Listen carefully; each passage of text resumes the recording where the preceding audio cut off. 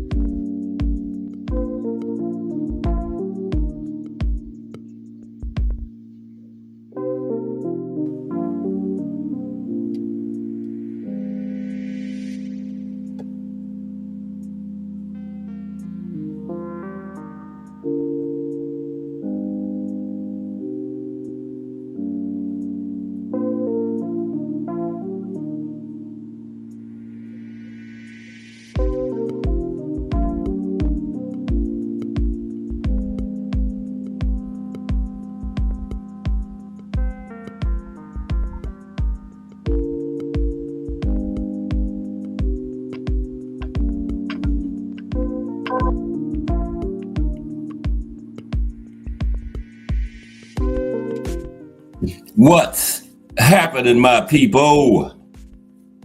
It's Cass Sports again, back for another afternoon with the family. That's right. You know what time it is. If it's Monday through Friday, 2 p.m., it's the Boxtorian bringing you all that boxing history.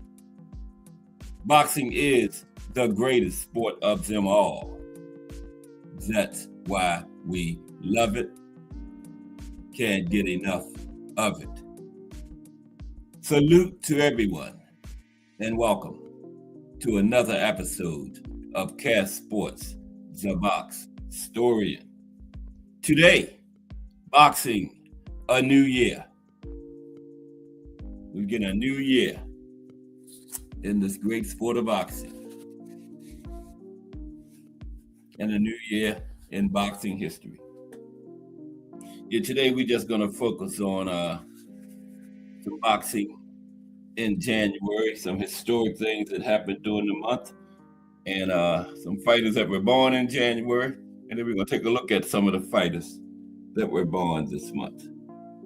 But we begin another week of boxing history on Cass Sports, the Boxtorian, bringing you all that boxing history.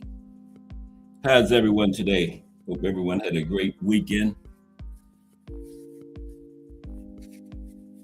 This is the month of, we got the big fight on the screen there coming up at the end of the month. Slick Shakur Stevenson versus The Takeover. Teofimo Lopez. Should be a good fight. Teofimo bring his A game. It will be a great fight. But I got Shakur. But he's going to have to come ready to work because Teofimo is a tough out. Looking forward to that one. So we get, like I was saying, Boots Virgil, Monster Nakatomi in there this year. That's a good year right there. We just have to see what happens. But we're getting off to a roaring start with that big fight coming up at the end of the month. But let's get ready to get this week started.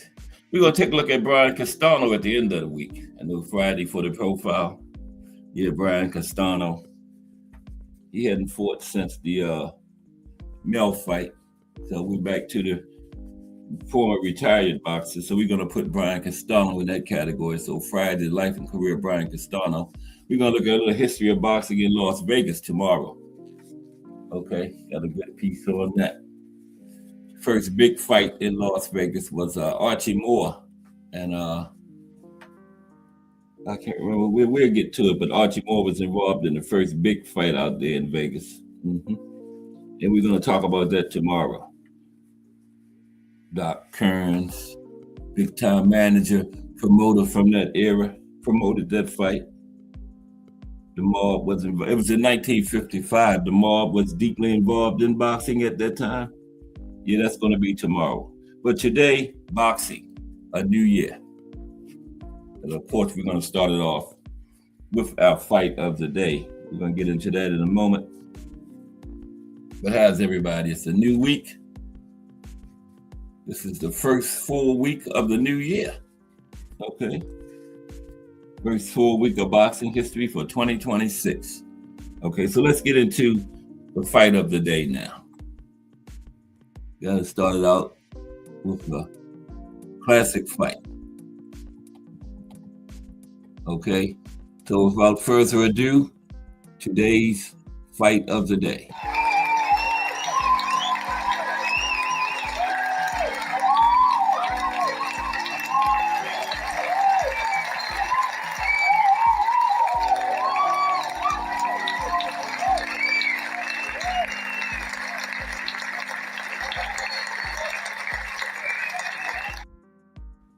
Okay, today's fight of the day is Julio Cesar Chavez versus Frankie Randall, 1. January 29th, 1994. The Surgeon takes JC Superstars O. Okay, Randall versus Chavez. January 29th, 1994. The Surgeon takes JC Superstars O away. You know, JC Superstar was like 89 and 0, something like that going into that fight. And it was a big upset, too. Let's get into it. Excuse me. Today's fight of the day. Okay, Mexican great Julio Cesar Chavez had set himself the mighty task of reaching 100 fights without a single loss. Now, Chavez, who had ruled at 130, 135, and at the time was the current WBC champion at 140 pounds, came pretty close to getting that 100 without a loss. Coming into this fight, he was 89 and 0 with one draw, and the draw really was a loss in the eyes of most. This was the controversial fight he had with Pernell Whitaker, and that was up at welterweight. So a lot of people say the draw really was a loss, okay? But the judges didn't say so. And that's what officially went against the record. Against a huge underdog in the form of Frankie Randall, an official loss was handed to the man who in his prime looked all but unbeatable.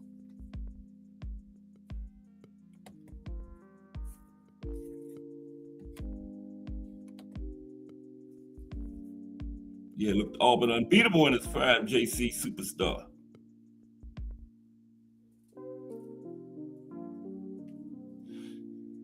It was 31 years ago, this year, at the first ever boxing card inside the new MGM Grand in Las Vegas, Nevada. First card in the MGM Grand was this fight, right? When the Surgeon, as Randall of Morristown, Tennessee was known, dropped and decision the man many historians refer to as the greatest Mexican fighter of them all. And the fight of 3 decades ago not only gave us a massive upset, the fight was also a great action battle with tons of fierce exchanges. And in the 11th round, a shocking knockdown. A shocking knockdown. Nobody expected to see Chavez on the canvas, but there it was. Chavez, ever so slightly past his best at age 31, he was 89-0 with 1 draw, 77 knockouts coming into this fight. Randall, the older man by a year, was 48 wins, 2 losses, 1 draw with 39 knockouts. Yet, he was a relative unknown. This despite the fact that he was the #1 contender for Chavez's title.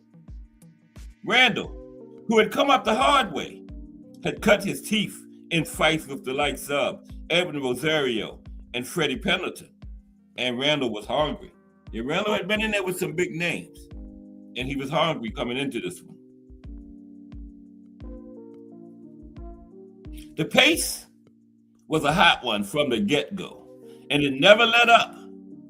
Randall boxed quite masterfully, his counters working well for him, and his ability at keeping Chavez off balance, serving to frustrate the Mexican hero. Chavez scored to the body, as was his way. But twice, his shot strayed low in the opinion of referee Richard Steele, and Chavez was docked valuable points. See, Richard Steele was making up for that debacle he did in the Meldrick Taylor fight, so he docked Chavez some points in this one for low blows. Okay. At times in the exciting fight, Chavez seemed to be close to overwhelming Randall, only for the gutsy, determined challenger to roar back. Chavez must have been thinking, where did this guy come from? Because remember, coming in, Randall was a relative unknown. Chavez knew him because he was a fighter. But the fans, everybody, didn't know too much about Randall. And Chavez, from what he knew of Randall, had to be wondering at that point, where did this guy come from? Because he couldn't get rid of him. Round 8 was furious, with Randall slinging out 13 punches on the bounce, with all of them landing on Chavez, who really did have a great chin.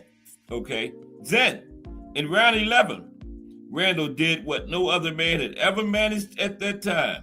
He put the great Chavez on the canvas. Yeah, he put Chavez down. Okay, there he is again on the canvas. Put the great Chavez on the canvas. First time in his career. Randall masterfully countered a Chavez jab with a right hand, and down went the king. Down went the king.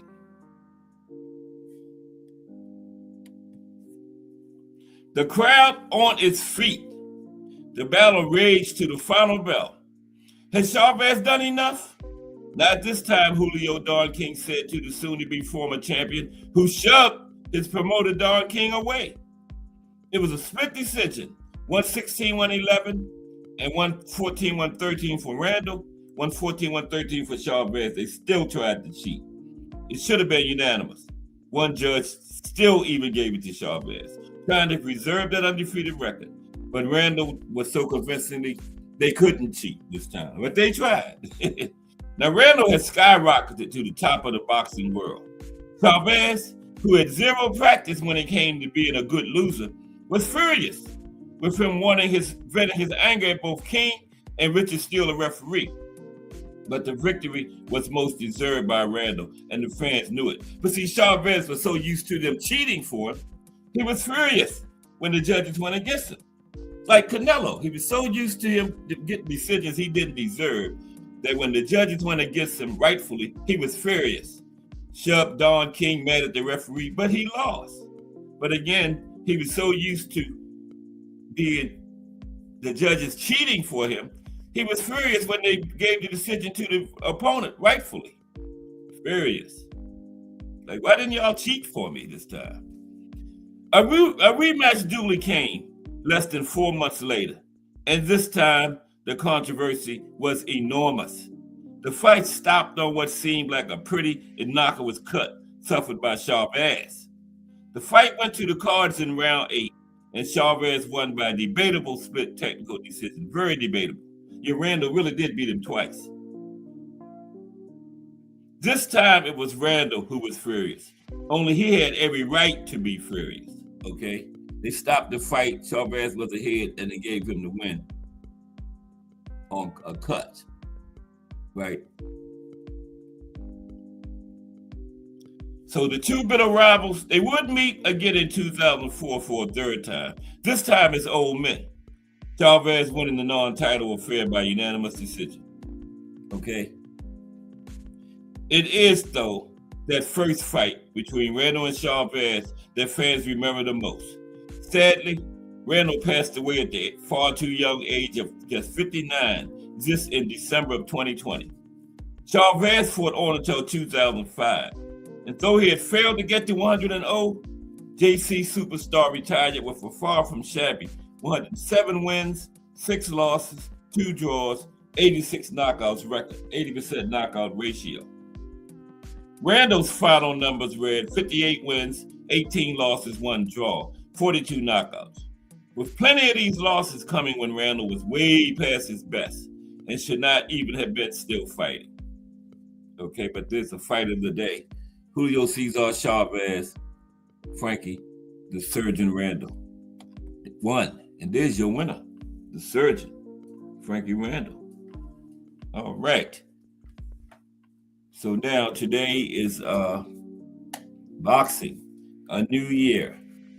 That's what we're getting into today. It's a new year, and a new year of boxing history. And we're going to start out with just a little brief summary, talk about January, boxing in January. Excuse me for a moment. It is the big fight coming up at the last day of the month there. Shakur Stevenson is the takeover. Teofimo Lopez.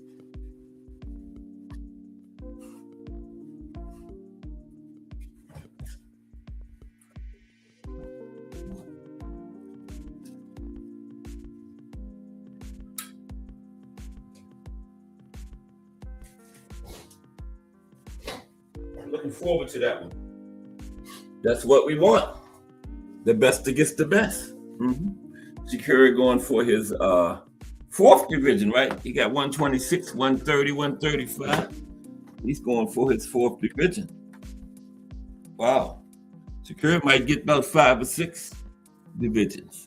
Yeah, but if he can beat Teofimo on the 31st, this will be his 4th division title for Slick Shakur. Okay. So let's get started. Boxing, a new year today. Okay.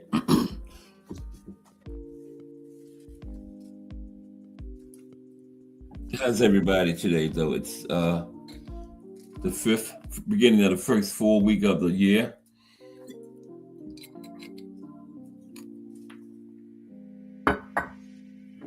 And we're just boxing a new year today. Okay. Now, January in boxing history is marked by legendary title changes, iconic knockouts, and the birthdays of greats like Muhammad Ali. And it also featuring definitive moments such as Gene Fullmer upsetting Sugar Ray Robinson in 1957, and Deontay Wilder becoming heavyweight champion in 2015. Other key events included Joe Gann's early title defenses on New Year's Day, 1907, and Big George Foreman's stunning knockout of Smoking Joe Frazier in 1973, showcasing January's role in shaping boxing's narrative. Let's look at some January birthdays of boxers born in January, okay? Muhammad Ali, January 17th, 1942. Big George Foreman, January 10th, 1949. Smoking Joe Frazier, January 12th, 1944. The Cat, Alexander Usyk, January 17th, 1987. Jersey Joe Walcott, January 31st, 1914. Floyd Patterson, January 4th, 1935. The Duke, Tommy Morrison, January 2nd, 1969. Corey Sanders, January 7th, 1966. Bert Cooper, January the 10th, 1966. Marco Antonio Barrera, January 17th, 1974. Roy Jones Jr., January 16th, 1969. The Executioner / Alien, Bernard Hopkins, January the 15th, 1965. Colonel Whitaker, Sweet Pea, January 2nd, 1964. Tito, Felix Trinidad, January the 10th, 1973. Rocky Graciano, New Year's Day Baby, January 1st, 1919. Kid Chocolate, January 6, 1910. Kid Gavilan, January 6, 1926. Those two Cuban greats, Kid Chocolate, Kid Gavilan, was born on the same day, January 6th. Vernon Forrest, January 12th, 1971. Buddy McGirt, January 17th, 1964. And today would have been the birthday of Dwight Muhammad Qualley, January 5th, 1953. He would have been 76 today. Passed away last year at the age of 72. So today, the birthday of Dwight Muhammad Qualley, he would have been 76 years young today. Happy birthday. Rest in peace, Dwight Muhammad Qualley. Okay, so now we're going to do some on this day. Some historic, we're going to do this at the beginning of every month now. Some historic events each day in January. Starting out from the 1st to the 31st. Okay, some historic events for each day of the month. Okay.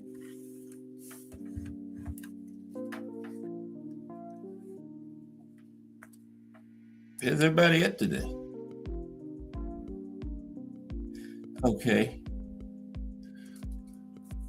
All right.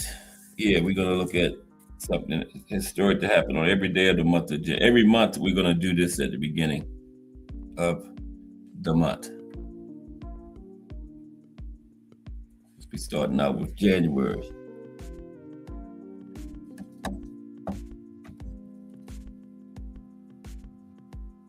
Yeah, today, Dwight Muhammad Qualley would have been 76. Passed away last year at the age of 72. I think it was around August.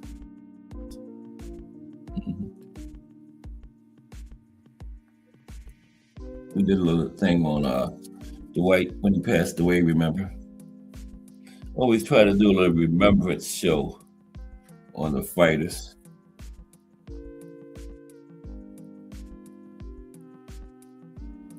Okay, so let's get into it on this day. Excuse me for a minute. One moment.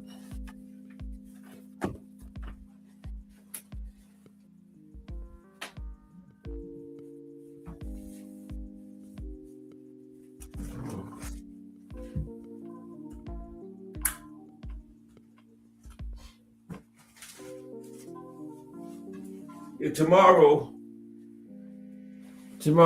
it's a nice little piece on the history of boxing in Las Vegas. That's tomorrow. Okay. All right. Now we're going to look at something that happened on historic on every day for the month of January. Okay, we're going to do this every month at the beginning of each month.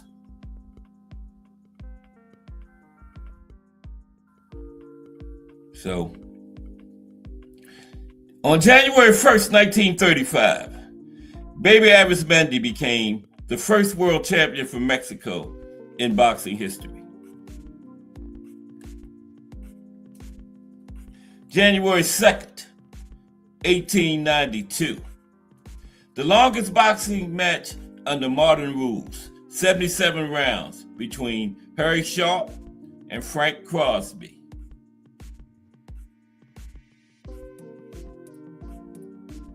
January 3rd, 1916. Harry Wills defeated Sam Langford in their fourth fight. They would eventually fight each other 22 times.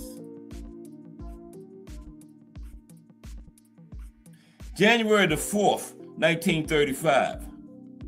Floyd Patterson was born. He would reign as the world heavyweight champion twice and be inducted into the International Boxing Hall of Fame in 1991. And Floyd was the first ever two-time heavyweight champion. First one to win the title twice.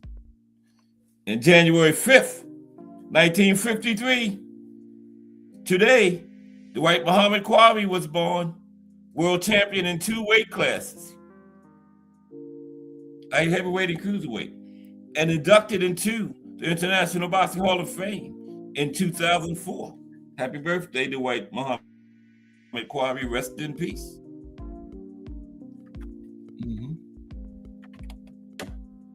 January 6th, 1681. Yes, 1681.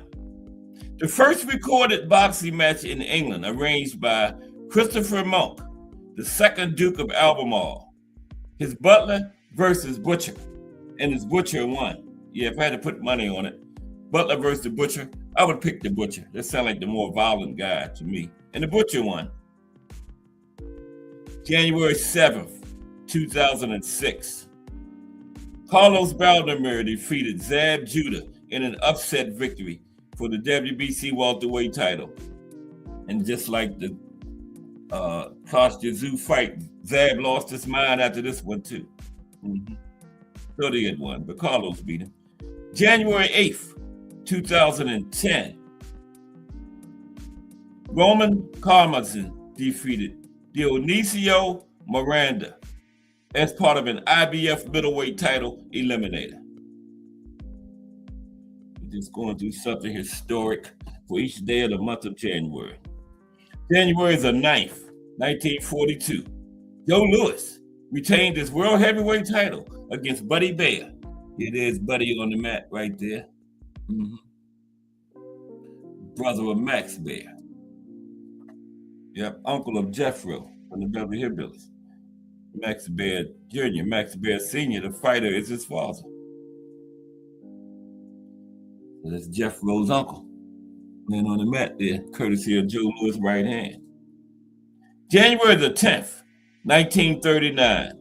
Homicide Hank, Henry Armstrong, began what would be a run of 20 successful title defenses of his world welterweight title in the same year. Okay, 1939. He made 20 title defenses. The first one was on January 10th. We're just going through the month of January, something historic that happened on each day. Okay. January 11th, 1960. Lamar Clark set a professional boxing record of 44 consecutive knockouts. That's Lamar and Muhammad Ali. He didn't get a knockout in that one. But that's Lamar and Muhammad Ali right there. BBO Sports TV. What's up, BBO? Salute from the Sports Talk Network. You can see BBO weekdays, 8 p.m. Weekends too. I caught him last night. After that tragic football game. The Ravens didn't win. I ain't gonna lie, I damn near cried when that guy missed that field goal, man. Miss Cass did cry. Sorry, Miss Cass. She did cry. I damn near cried. He missed it. I jumped up, get ready to charge the TV, celebrating. He missed it. But salute, BBO. And Thomas Hill. What's up, T. Hill? Salute. We're just going through some historic things for each day in January. We're going to do that at the beginning of each month. We're up to January the 11th. Yeah, January 11th. 1960, Lamont Clark set a professional boxing record of 44 consecutive knockouts. That's him fighting Ali. He didn't get a knockout in that one, but this was a year where he set the record of 44 consecutive knockouts. That's the record. 44 fights with knockouts. Wow. January 12th, 1944. Smoking Joe Frazier was born in Beaufort, South Carolina. A gold medalist in the 1964 Summer Olympics in Tokyo, Japan. Smoking Joe would be the first to defeat Muhammad Ali and reign as undisputed heavyweight champion from 1970 to 1973. And you know what happened in 73? He ran into Big George Foreman. Yeah. Okay, January 13th, 1941. Anton Christoforidis became the first Greek world boxing champion in history, defeating Melio Bettina. Wow, first Greek world champion, January 13th, 1941.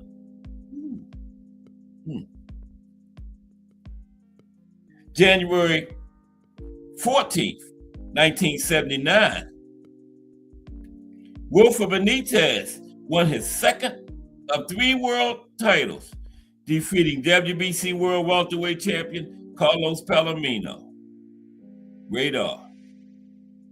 Then January 15th, 1971, Smoking Joe Frazier retained his World Heavyweight title by defeating Terry Daniels. January boxing history. On January the 16th, 1950, Willie Pep retained his world featherweight title with a 5th round knockout of Charlie Riley, the will-o'-the-wisp, Willie Pep.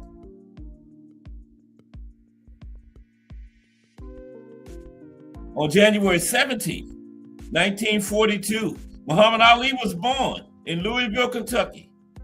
He would be one of the most significant and celebrated sports figures of the 20th century and is frequently ranked as the greatest heavyweight boxer of all time. Muhammad Ali, one of the most significant, not just boxing, significant and celebrated sports figures, period, of the 20th century. Muhammad Ali, born January 17th. Yep. On January the 18th, 1946, professional boxing was revived following the Second World War after being frozen for the duration of the war. January 18th, when boxing came back after World War II, 1946. January 19th, 2008, Roy Jones Jr. defeated Felix Trinidad by unanimous decision. January the 20th, 2001, Floyd Mayweather Jr. defeated Diego Corrales to defend his WBC. Floyd defeated Diego Corrales to defend his WBC super featherweight title. Pretty boy, then 2001. Yeah, WBC 130.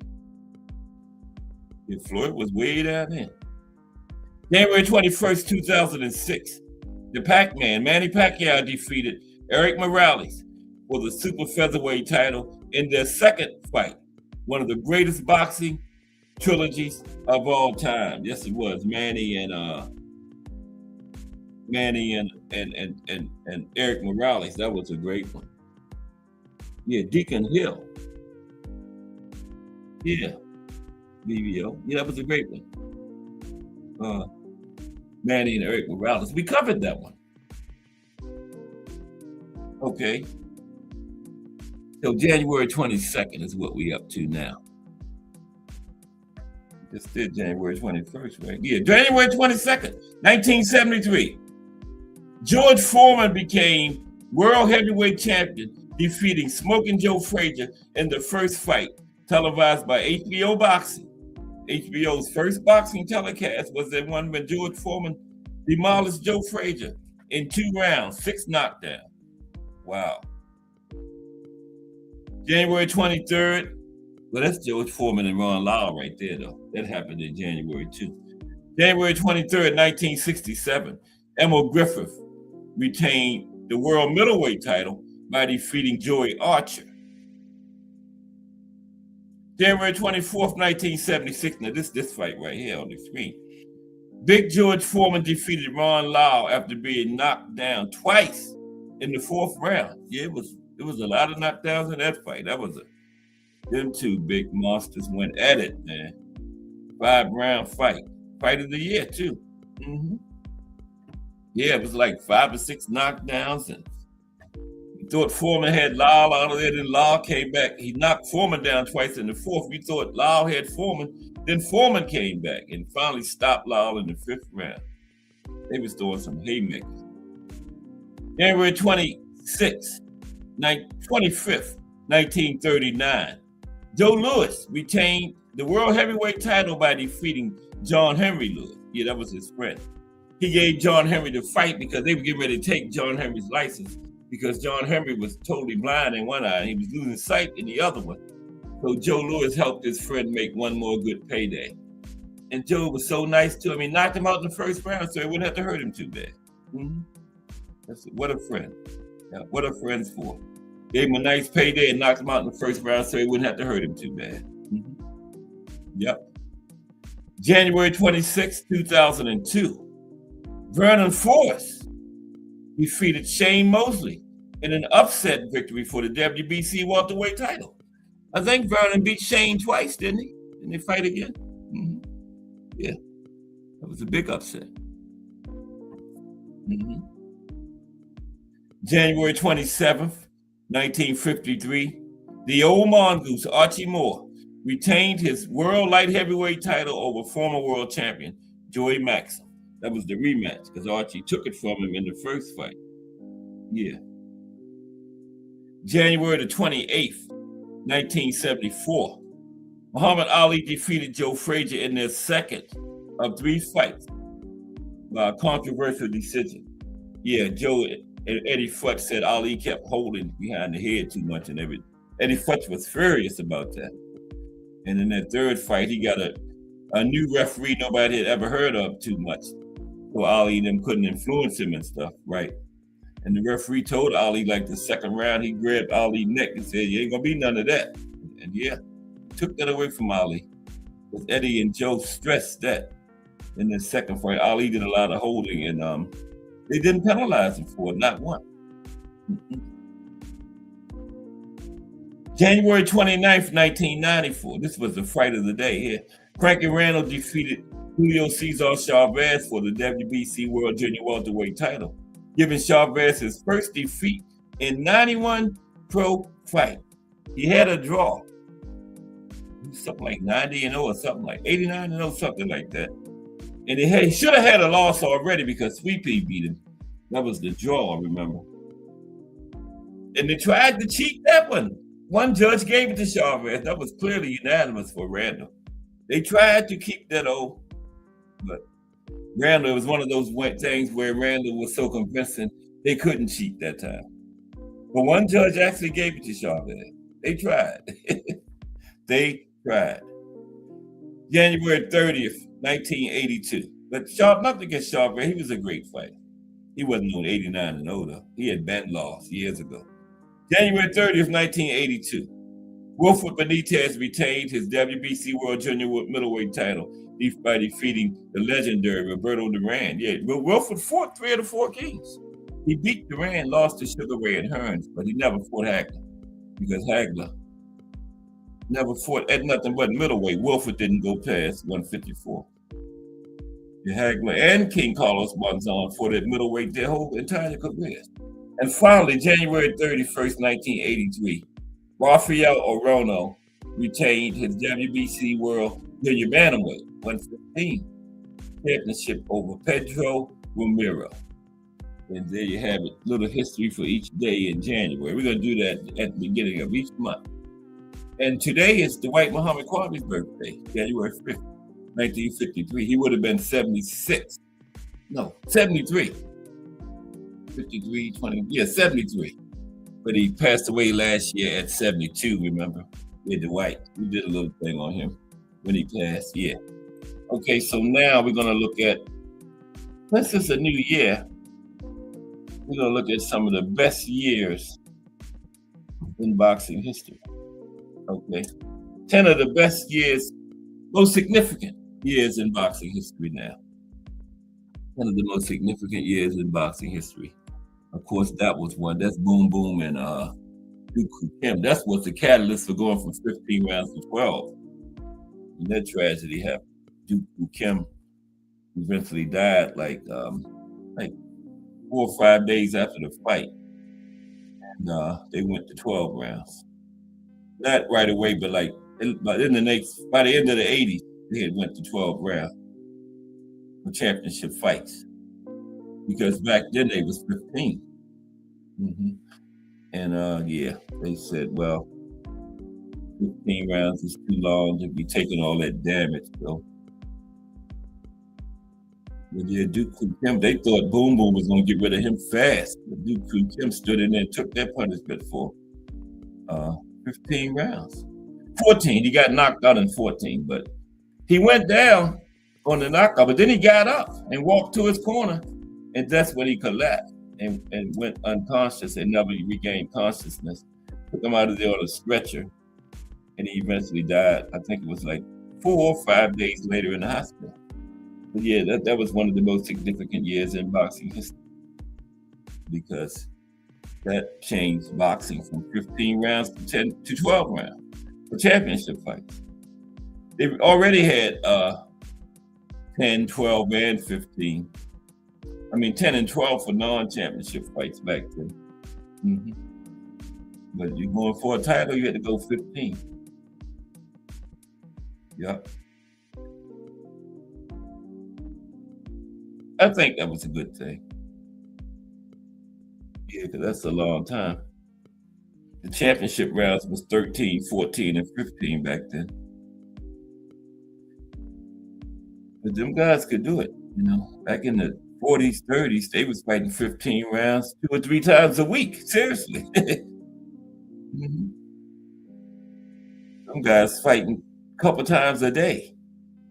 BB will tell you. Mm-hmm. Had a fight that morning, then that night, fought again. One guy, I forgot, the Alabama Kid fought twice in one day in 2 different states. Yep, 2 different states, 2 fights in one day. Them guys were just built different. Willie Pep, when he suffered his first loss, he was so upset. He wanted to win so bad, he fought again the next week just to get back in the winning column. And he won. But he said, I can't wait. I got to get back right back. He meant right back in there the next week. But yeah, the 10 most important years in boxing history. Okay. And that's, starting out with 1982, the Duke Koo Kim tragedy. That's him and Boom Boom. 1982. 10 most important years in boxing history. And then we're just going to talk about some of these fighters that were born in January, a little short profiles of them, their careers. But the Duke Koo Kim tragedy, 1982. Okay. Now, we watched Duke Koo Kim suffer the injuries that would eventually kill him on live television in a fight with Ray Mancini, right? Ray Mancini was an all-action lightweight, and he was featured regular on network television. When Mancini defended his WBA belt against Duke Koo Kim on November 13th, 1982, it was not expected to be much of a test. The South Korean was lightly regarded, and this was his first fight outside of South Korea, right? This fight right here, he was in Vegas, but it was the first time he fought outside of South Korea, and they didn't expect much of a fight against Boom Boom. But instead, Kim came prepared for an all-out war, if not for the resulting tragedy that ended up happening to him, right? He came in there prepared for an all-out war. if not for the resulting tragedy of the fight, right? And for the first 11 rounds, Mancini and Kim fought back and forth on even terms. Yeah, for the first 11. Then in the championship round, this was 15, right? 13, 14, 15, the championship rounds, Mancini began to take control of the fight, though Kim continued to come forward relentlessly. In round 14, Mancini finally dropped Kim for the count. Now, after he was counted out, Kim briefly made it back to his feet and walked to his corner, where he collapsed again. Because he went down for the 10 count. He got up after he was counted out, walked to his corner, and collapsed again. Then he had to be taken from the ring on a stretcher, okay? And he never regained consciousness after he collapsed in his corner. And he died 5 days later in the hospital.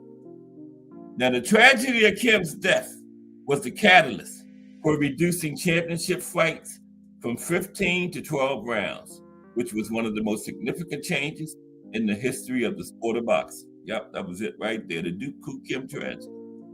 Okay, and then we're looking at 10 of the most significant years in boxing history. Entering the Kings didn't enter. Enter the Kings. There they are. Enter the Kings. Okay, 1980, another significant year. 1980 was the beginning of the Four Kings. This was right after Ali was on his way out, and boxing needed a shot in the arm, and the Four Kings came along at the perfect time. And later in the decade, Mike Tyson, but the Four Kings was what saved boxing after the Ali era, okay? Because Larry Holmes was the champion then, and nothing against Larry, but he just, he wasn't Ali, right? And that was a big drop off. Like I said, it's like a steak dinner to a pack of hot dogs going from Ali to Holmes. Nothing against Holmes, but yeah, that's just what it was. But then the Four Kings came along right at the perfect time. So Enter the Kings, let's talk about that. Four Kings, there they are, from left to right. Roberto Duran, Marvin Hagler, Thomas Hearns, Sugar Ray Leonard. Now, most of the years mentioned on this list are included due to a specific major fight. But 1980 is important for the era it established, the time of the Four Kings, Ray Leonard, Marvin Hagler, Tommy Hearns, and the Hands of Stone, Roberto Duran. Combined, these four fighters combined to dominate the 1980s, both in the ring and at the box office. Yeah, they had some huge fights. And 1980 was the year it all kicked off. And the two major fights of 1980 were both between Sugar Ray Leonard and Roberto Duran. In June, Duran moved up from lightweight and outbrawled Leonard in Montreal, in the brawl in Montreal, remember? To capture the WBC welterweight title. Now, Leonard defeated Duran 5 months later in New Orleans, frustrating the legend so badly, he actually quit in the infamous No Mas incident. The legendary Roberto Duran actually quit. Leonard said he said that was better than a knockout, making Roberto Duran quit, right? But 1980 was also the year Thomas Hearns and Marvin Hagler both became champions. In August 1980, Hearns confirmed his fearsome hitman reputation when he stopped Pipino Cuevas in 2 rounds. Pipino Cuevas in 2 rounds to capture the WBA welterweight title. And Hagler, after spending the decade of the 70s as boxing's most avoided fighter, Marvelous Marvin Hagler traveled to England in September 1980, where he destroyed Alan Minter in just 3 rounds, right? To get the middleweight crown. Yeah, Hagler and Hearns also became champions. And Hagler became the undisputed middleweight champion with their win over Minter. So we had the Roberto Duran, Sugar Ray Leonard 2 fights in 1980, and Hagler and Hearns both became champions that very year. That was the beginning of the Four Kings. And everything was in place for a golden decade of boxing. Yep, The Four Kings. And then, y'all know 1975, why that's so historic. 1975, the greatest fight in history. No, wait a minute. The Thriller in Manila was in 1975. Stay with me for a moment, please. That's the Rumble in the Jungle. I want the Thriller in Manila.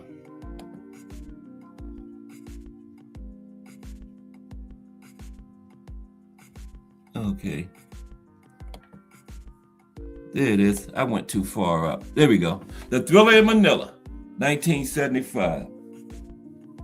The greatest fight in history. Salute, Mike Masick. How are you today? Yeah, there will never be another fight like this one, where two guys almost killed each other, man, but neither one of them would quit. Finally, after 14 rounds, Eddie Futch, Joe Frazier was blind in both eyes and was still arguing with his.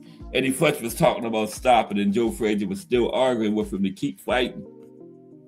Smoking Joe said all he could see was like a shadow in front of him. But he said, maybe because I knew Clay was tired too, because he always called him Clay. Frazier said, I knew Clay was tired too. I might get lucky with that left hook and catch him. But Eddie Futch said, no, sit down, son. No one will forget what you did here tonight. The Thriller in Manila, 1975. We talking about the most significant years in boxing history. Let's talk about the Thriller in Manila. But salute, Mike Masick. How are you? How was your weekend, Mike? Good to see you today. Okay. Now, the 1970s stand without challenge, excuse me, as the greatest single decade in heavyweight boxing history. Take a drink real quick. Excuse me for a moment.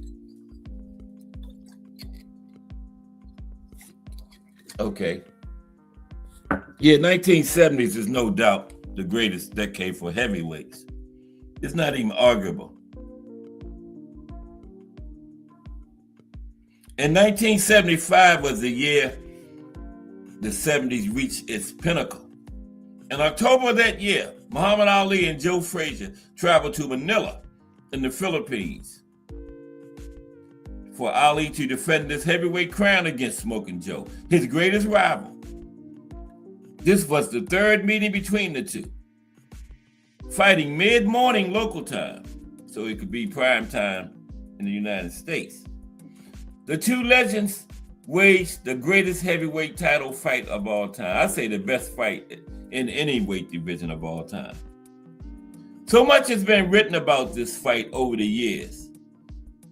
It had already assumed an aura of mythical grandeur, even a few short years after it took place, right? By the end of the 70s, it was already mythical, right? Just a few short years after it happened.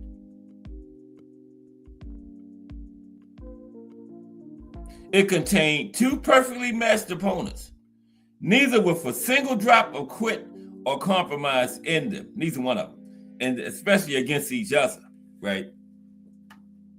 It featured relentless action, epic momentum swings, and awe-inspiring physical courage from both men. Ali and Frazier would stand as boxing immortals. Even if this fight had never taken place, without this fight, they were immortals. And because it did take place, they enjoy a special kind of status, even among the sport's true elites. Smoking Joe Frazier and Muhammad Ali. Without that fight, they was legends, but with it, they are gods of boxing. And then we had, these are some of the most significant years in boxing history.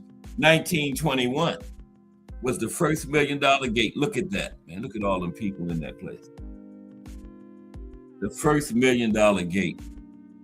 They had built this place especially for this fight, 1921. Wow. How could those people they probably just see like two little ants down in the ring, but they said they were in there. This was 1921, the first $1 million gate in boxing history. This fight officially kicked off what would become known as the first golden age of sports in the 1920s, increased disposable income, a shifting reputation to the urban areas, and modern technology like film and radio, all combined to give sports a level of cultural importance it had never previously enjoyed. And this was also the first fight on radio. Didn't have TV yet, but this was the first $1 Million Gate and the first fight on radio. Jack Dempsey, alongside Babe Ruth, was the great sports star of the day. His brawling, all-action style perfectly matched the rollicking mood of the Roaring '20s. In 1919, Dempsey had captured the heavyweight belt by destroying the giant Jess Willett. Jess Willett was like 6'7", 270 or something like that. Dempsey was giving up like 6 inches in height, like 50 pounds in weight, and he just destroyed him, right? Destroyed Jess Willett. That's how he got his first title in 3 rounds. Then in 1920, Dempsey knocked out contenders Billy Miss and Bill Brennan. But Dempsey's manager, Doc Kearns, and promoter Tex Rickard were hungry for a truly big payday. We got a piece on them too tomorrow. Las Vegas first became the boxing capital. Doc Kearns, Tex Rickard tomorrow. But they were truly hungry for a big payday. So they matched Dempsey with light heavyweight champion Georges Carpentier of France. The Carpentier was a World War I hero with matinee good looks. Carpentier was not a true challenger for the Manasseh Mauler, but that didn't stop Rickard from creating one of the biggest events in the history of popular culture. A special 90,000-seat stadium was built for the fight. It's built in New Jersey. For the first time in history, a fight drew $1 million in revenue. After a brave stand, Carpentier went down inside of 4 rounds. A new standard for fight promotion had been established that continues to influence the sport up to this day. Yep. This place was called Bowley Acres in New Jersey, especially built just for this fight. This was in 1921. Look at all the people in the house. Wow. Okay. Some of the biggest years, most significant years in boxing history. 1892, yes, 1892. What happened in 1892? The glove era begins. It was the end of the bare knuckles. Well, the first bare knuckles, because they still got bare knuckles now, but this was when there weren't any boxing gloves at all at this time. It's just all bare knuckles. 1892, the glove era began. That's Bob Fitzsimmons and James J. Corbett. They wasn't the first bare knuckles fight, but they were one of them. I think John L. Sullivan and James L. Corbett was the first glove fight, the guy on the left. This was one of them. And look at the little small gloves they got on. What are those, like 2 ounce? That's just like hitting somebody with your fist damn with them gloves. But this was when the glove era began, 1892. One of the most significant years in boxing history. Yeah. Okay. John L. Sullivan can fairly be called America's first great sports superstar. Okay? As the world heavyweight champion, he toured the globe, shaking hands with royalty and working men alike, and proudly threw down the gauntlet to face all challengers. And John L. Sullivan was the last bare knuckles champion and the first glove champion. Okay? By 1892, Sullivan was a dissipated and bloated version of his former self. His greatness leveled by a decade of hard drinking and fast living, but he remained boxing's major star. Now, James J. Corbett, by contrast, was famous mostly among the fancy, those writers, fighters, trainers, and sporting men who truly followed the sport. Yeah, James J. Corbett was only known by the hardcore fans. John L. Sullivan was like what we call now like a crossover star. He was known by everybody. Okay.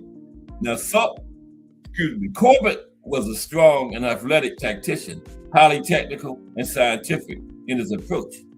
Now, while Sullivan had been essential for promoting the use of gloves in his traveling exhibitions, all of his title fights had taken place under the London Prize Ring rules, with bare knuckle.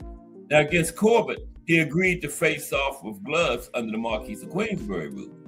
Now, Sullivan did train for the fight and came in somewhat close to fighting shape, but the years of abuse to his body still proved too much for him, as did Corbett's gall. Using footwork and a smart jab, Corbett punished and exhausted the great John L. before finishing him in round 21. It was the beginning of a new era. Never again would the heavyweight boxing championship be contested for under the old bare knuckles rules. Now, that wasn't the first fight with gloves on. That was, again, one of the first ones. Because John L. Sullivan was the last bare knuckles champion and the first glove champion. Okay, 10 of the most significant years in boxing. Another one, 1974, the Rumble in the Jungle. The Rumble in the Jungle. Ali and Foreman. In the legend of Muhammad Ali, 1974 has to hold a special place. In January of that year, he won a rematch over Joe Frazier, the man who had handed him his first professional loss in 1971. So the stage was set for Ali to face Big George Foreman. Now, Foreman had become the heavyweight champion in 1973, stunning the boxing world by dispatching Frazier in just 2 rounds, sending him to the canvas 6 times. In March 1974, Foreman had made similarly short work of Ken Norton, a fighter who had also defeated Ali. So the only two men that had ever beat Ali, George Foreman, had made short work of him, like 2 rounds, both of them, Norton and Frazier. So Ali was given little chance against the seemingly invincible Foreman. But the fight was set for later in the year in the Democratic Republic of the Congo. Now, this fight would mark Don King's debut as a major boxing promoter, because 3 years earlier, Don King had been in prison. Don King watched the fight of the century between Joe Frazier and Muhammad Ali from prison. 3 years later, he promoted one of the biggest fights in history. This would be his debut, the Rumble in the Jungle, George Foreman and Muhammad Ali, right? Unfortunately or not, King would go on to become one of the sport's major players in the 1980s and 1990s. Now, for this showdown between Ali and Foreman, Don King did succeed in creating a truly momentous cultural event. A music festival surrounded the big fight. They made a movie out of the music festival featuring the godfather of soul himself, the legendary James Brown, among others, B.B. King, Bill Withers, the Crusaders. They had all the R&B stars of the period over there, Don King did. It's called Soul Power. They made a movie out of the concert around the fight. Now, the fight stands as one of Ali's greatest triumphs, debuting his rope-a-dope strategy. And this wasn't the first time for the rope-a-dope. Ali called it the rope-a-dope, but Nicolino Loche was doing the Archie Moore, they was doing the rope-a-dope back in the 40s, man. Okay? But Ali gave it the name, the rope-a-dope. He used small movements and blocks to deflect and lessen the impact of Foreman's heavier shots as he camped out along the ropes and tricked the champion into punching himself out. In round 8, Ali poured on his own aggression and finished off a fatigued and mentally broken opponent to become just the second man in boxing history to reclaim the heavyweight crown. Floyd Patterson was the first one. And if they would have had the rematch, I don't know, Ali might have beat Foreman, but that rope-a-dope wasn't working on Foreman another time, so I don't know. But Ali probably would have had something, because Ali had something for everybody, but he would have had to come up with something other than the rope-a-dope in the rematch with Foreman, because Foreman wasn't falling for that again. But Ali knew, because the 8 fights before Foreman fought Ali, none of them had went past the 3rd round. So Ali saw something in that, right? Foreman was getting everybody out of there all fast, and he wasn't used to going deep in fights, and he got fatigued. 8 fights before, previous fights before Ali, none of them went past 8 rounds. 3 rounds. Okay. So the next significant year is 1963. This was the beginning of the alphabet soup era. Terrible year. Beginning of the alphabet soup era. There they are. IBF, WBC, WBO, WBA. This was the beginning of this nonsense. 1963. Mike Rem in the building. What's up, Mike Rem? And the Drunk Irish. And Jay Gibson. And Peril Sir. Wow. 4 heavyweights. Peril Sir.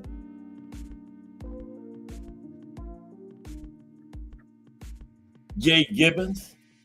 Jay Gibson. As long as I've been doing Jay on here. Jay Gibson from the TWT family. Salute. And then we got the Drunk Irish in the building. All of them. And Mike Rem. And Mike Rem. Wow. The heavyweights. Okay, gentlemen, we are looking at some of the most significant years in boxing history. Right now, we up to 1963, which was when the alphabet soup era began, remember? Well, really it was 62 when the NBA turned into the WBA, but then the WBC came into 63, but let's talk about it. But there they are, alphabet soup era began, 1963. But salute. And yeah, what's up, everybody? What's up, Mike Rem? Drunk Irishman, Jay Gibson, and Peril Sir in the building. What's up? Okay, now one of the most common complaints among boxing fans is the ridiculous proliferation of world champions. Now we all long with nostalgia for the golden era, when you knew who the champion actually was, right? When you knew who the champion actually was. We long for that. But only the oldest among us really remember those days, right? Because in 1963, the floodgates to observe claims were opened as the WBA and WBC both began to recognize competing champions, okay? Now, they were recognizing the same one in the beginning, but I think what happened was Ali and Liston's first fight. Now, they both had agreed to a rematch in the contract, WBA and WBC, but then for some reason, when Ali signed for the rematch with Liston, the WBA wouldn't sanction it and they stripped Ali, right? But he did get it back because WBA had a fight between Ernie Terrell and somebody. Ernie Terrell won. And then Ali beat Ernie Terrell and got the WBA back. But for some reason, they split after it. Before the Ali Liston rematch. But anyway. Now, the WBA had existed since 1921 as the NBA, the National Boxing Association. And its recognized champion had traditionally been viewed as the champion, the NBA champion. In 1962, the NBA changed its name, replacing national with world, because by that time, boxing was becoming so international. So they changed from the National Boxing Association to the World Boxing Association. Now, the WBC set up shop just a year later after a conference in Mexico City in February 1963. And for most of the next 2 decades, fans only needed to keep track of the two organizations, and unification fights were often easy enough to arrange because you only had the WBA and WBC, right? But, a big but. In 1983, the IBF emerged on the scene. By 1984, the IBF's association with stars like Larry Holmes, Aaron Pryor, and Marvin Hagler had given the IBF an air of legitimacy. And then, in 1988, the WBO broke off from the WBO, and the WBO languished in the obscurity. But by the early part of this century, the early 2000s, the WBO had associated itself with enough worthy champions to earn more or less consensus recognition among writers and fans and the other ones, the big three, the IBF, WBA, WBC. So the WBO was part of the party now. And the situation now is tragically absurd, with even the sports journalists and most hardcore fans struggling to keep track of all the champions. You know, even hardcore fans like us had trouble. Who the hell is the champion now? You can have 200 champions at any time with the with the regulars, the supers, the super dupers, the Intercontinental Green Champions, and the IBO, whatever. It's just too many. But that's when it began in 1963. That what makes 1963 a significant year. It was the beginning of the alphabet soup era. Yep. Okay. So then, the next year is 1971, which was the fight of the century. And this was significant here. I mean, iconic. Because I told y'all, man, this was so iconic. 1971, March 8th, that on the 30-year anniversary, March 8th, 2000, when the two daughters fought, Laila Ali and Jackie Frazier Hyde. Jackie Frazier Hyde, I think. Now, that's iconic. When the two daughters fight to celebrate the 30-year anniversary. Don't get no more iconic than that. But this was the first Ali-Frazier fight. Now, for boxing reasons alone, the first meeting between Muhammad Ali and Joe Frazier stands as one of the most important fights in boxing history. Now, both men were undefeated champions and two of the greatest to ever lace up the glove. And both had legitimate claims to the title because Ali didn't lose it in the ring, he was stripped. And Frazier, it wasn't his fault Ali was stripped, he had won it in the ring. So both men had legitimate claims to the title. But the historical context for their March 1971 fight gives it a level of cultural importance that few sporting events have ever known. Now, the United States was submerged in an era of civil strife as citizens faced off in conflict over race relations and the Vietnam War, right?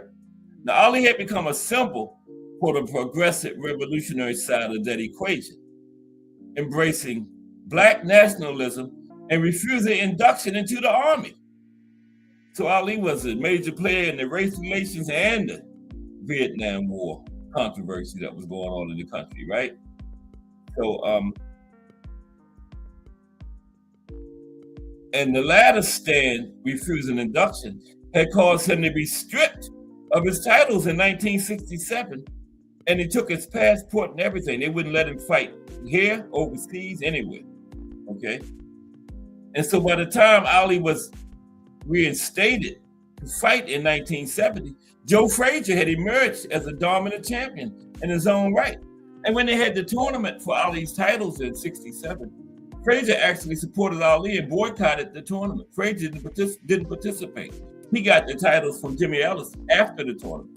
So he supported Ali. That's why he was so hurt by the way Ali treated him, leading up to that first fight, because he supported Ali. He didn't even participate in the tournament for the titles. But by the time Ali came back, Frazier was the champion. He beat Jimmy Ellis after the tournament, right?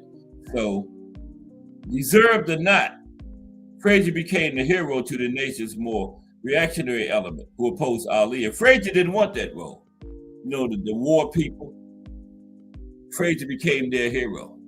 And Frazier didn't want that role. Frazier just wanted to fight.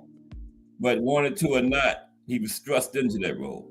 Ali was an anti-war person, and Frazier, the people that supported the war, was behind Frazier. So when the two champions finally faced off in Madison Square Garden in 1971, the entire nation was paying attention, whether you were a boxing fan or not, because they represented way more than boxing, this fight did. The fight itself was a classic. Ali used his speed and length to build an early lead, but Smoking Joe continued to come forward, pounding at Ali's body. Okay, Smoking Joe was coming forward. He could be fighting King Kong. Smoking Joe is coming forward. Early in round 11, Frazier stunned Ali with a brutal left hook upstairs. The tide had turned, and Frazier was up on the cards heading into the 15th and final round. But he shored up his victory when he dropped Ali with another sensational left hook. The moment stands as Smoking Joe's greatest victory. And that left hook in the 15th is one of the biggest classic punches of all time. But Frazier won that first one. Mm-hmm. Yes, he did. Okay, we got two more years that stands out. 1910. This was when Jack Johnson was champion. 1910. Okay. Jack Johnson. In 1908, there's Jack Johnson and James J. Jeffrey. Yeah. In 1908, Jack Johnson had pummeled Tommy Burns, becoming the first black man in history to capture the heavyweight boxing championship of the world. Much of white America lost its mind when that happened, right? And for his own part, Johnson took great pleasure in angering the bigots of the world, making no attempt to be humble or respectful. He was as boastful as Muhammad Ali would be a half century later, but within living memory of the Civil War. Yeah, Johnson was something else. He would be in there talking to the fighter in the ring and talking to the people outside the ring. Like, you come on in here then, you know, and he really, yeah. And he didn't like him being champion, and he really just had an insult to injury the way he was. Now, a cry went out for a great white hope who could teach Johnson a lesson. And the best everybody could find was former champion James J. Jeffries. And he had retired, right? Now, Jeffries is among the top 15 or so fighters to ever hold a heavyweight crown during the glove era. He was a good fighter too, but he had retired. He was a large, shockingly agile man with good technical skill, but he had retired as undisputed champion in 1904. This was like 6 years later, and he retired to his farm. And he was up to over 300 pounds when they was trying to get him to come back. And at first he said, no, I'm done. Now his reputation alone was enough to make his challenge to Johnson a major prize fight. It set new box office records at the time. The fight was also historically important due to the fact it was one of the first major fights where film rights were sold. In the ring, Jeffries was punished for 15 rounds before getting stopped. And the racist attitudes that surrounded this fight make it an ugly memory in boxing history. Yeah, Jeffries would have had a much better fight, but he had been out of the ring for like 6 years. But it is an even more important moment for shattering the myth of racial superiority. I'm not saying he would have beat Jack Johnson, but it would have been a much better fight. Okay, so finally is 1938. The Brown Bomber, Joe Louis, American hero. 1938. Okay, so no sporting event in history has been more important to the development of America's multicultural mosaic than the 1938 boxing match between Joe Louis and Max Schmeling, the German.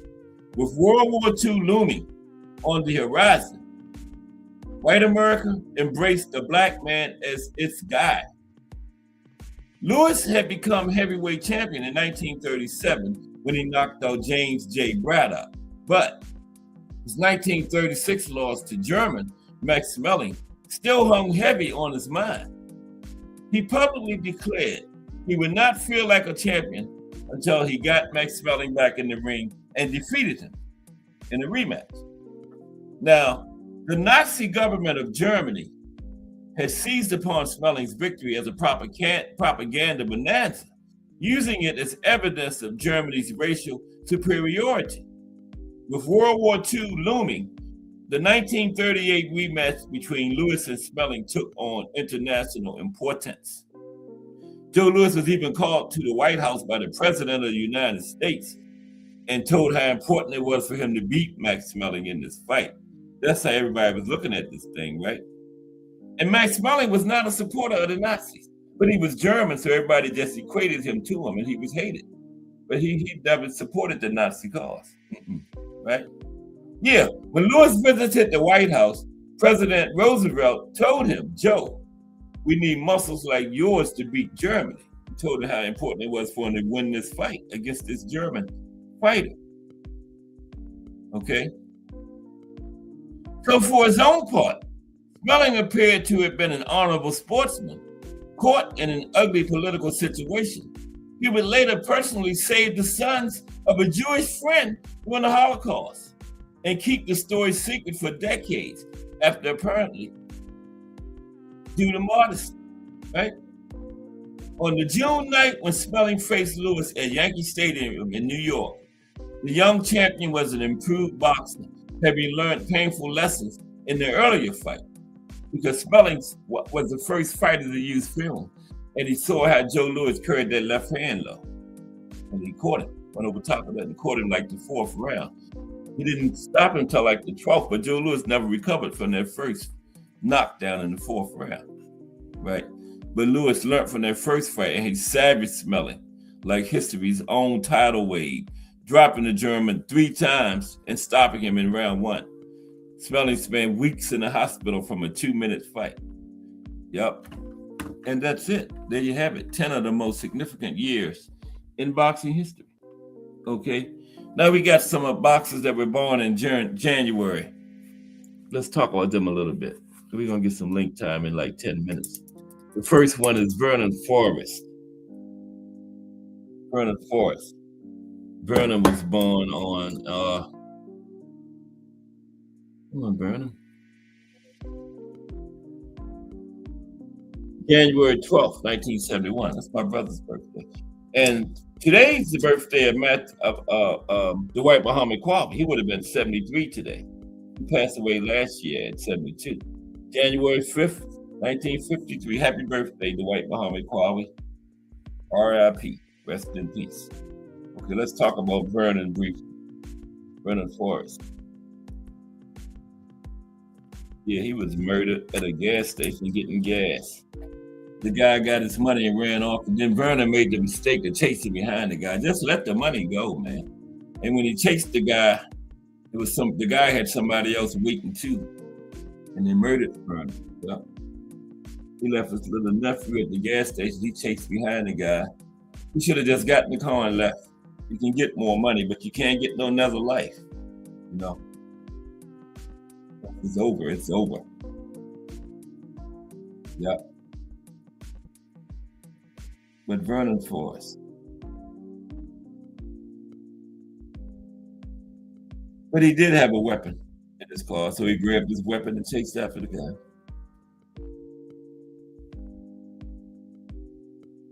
But they caught him. They caught 3 people. It was the guy that actually robbed him. And the guy that robbed him wasn't actually the one that shot him. He was chasing a guy. The guy had another guy waiting, and he killed Vernon. And then there was a third guy that was the driver that they got away, but they caught all of them. They might still be in prison right now. Because that was like 08-ish, something like that. But remembering the great Vernon Forrest, great fighter. Yeah, I think he beat Sugar Shane twice. I knew he upset him. But Vernon. I think that's Vernon. Vernon, I don't know who that is he's fighting there. That's Vernon on the right. Born in Augusta, Georgia in January 1971. I just said his birthday. Vernon Forrest. Didn't I just say it?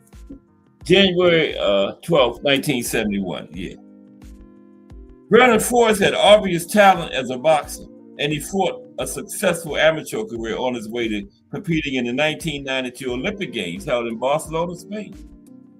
I don't think he medaled. Despite beating future great Sugar Shane Mosley in the trials for the 92 Games, Forrest came home empty-handed after losing his first fight in Spain. Yeah, he didn't medal.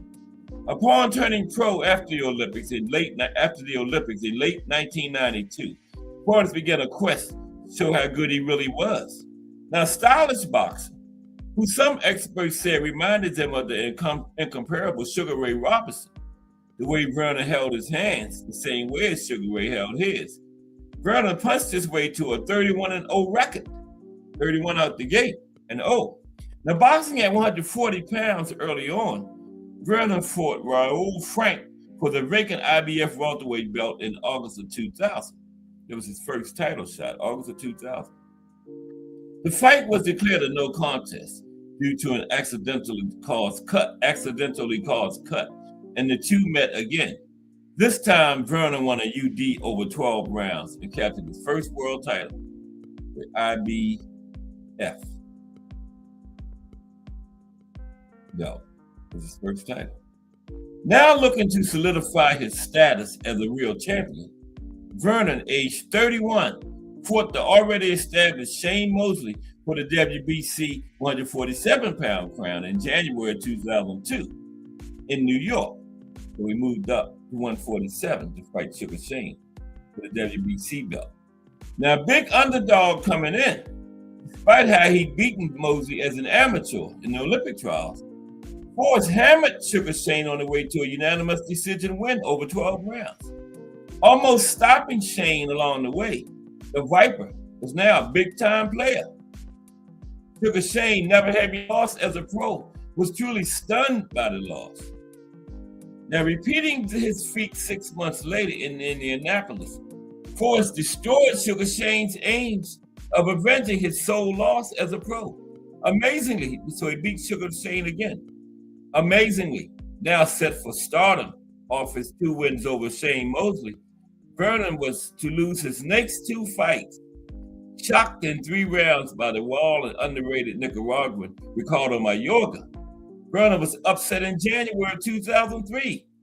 A rematch came in 6 months, and most people felt Vernon had done enough to have won the 12-round decision. Instead, El Matador collected the win in Vegas. Serious shoulder and elbow injuries later, Vernon came back as a 154-pounder 2 years on from his second loss to Mayorga. 2 easy knockout wins were followed by a controversial points win over African great Ike Corte in August of 2008. Now, some saw Vernon winning the fight with his greater punch output. Others saw Corte's punishing jab winning the 10-rounder. Regardless, another 11-month layoff followed for the 35-year-old Viper, and much fan interest faded as a result. Now, coming back in July of 2007, Vernon put on a near masterclass versus teak-tough Argentine Carlos Baldomir in a fight that contested the vacant WBC junior middleweight belt. And look at $1 million. Vernon won a veritable shutout in Tacoma, Washington, receiving much praise. The new champion went on to successfully defend his crown that December with an 11th round TKO over stylish Italian Michel Pecorillo. 6 months later, and overly confidently and underprepared Vernon lost a close majority verdict to contender winner Sergio Mora. Bitterly disappointed at how he had unnecessarily thrown away his belt, a 37-year-old Forrest threw himself into intense training and pounded out a clear-cut unanimous decision over Mora in a September 2008 rematch in Vegas. Forrest had restored his reputation, but he would never fight again. Injuries put paid to a number of scheduled fights, but Forrest kept himself in fighting weight at all times. Then, in shocking and sickening fashion, the 2-time world champion was taken from us when a coward shot him as he attempted to steal Forrest's car. A great loss indeed. There was one big fight Forrest never managed to get his hands on, and fans often wonder what would have happened had he fought the so-called TBE himself, Floyd Mayweather. It's been said many times how Floyd was both a cherry picker and a very smart one in plotting his way to a 50-0 pro career. Floyd fought Oscar and Mosley, sure, but he waited till both were past their dangerous best, and he was still troubled by both.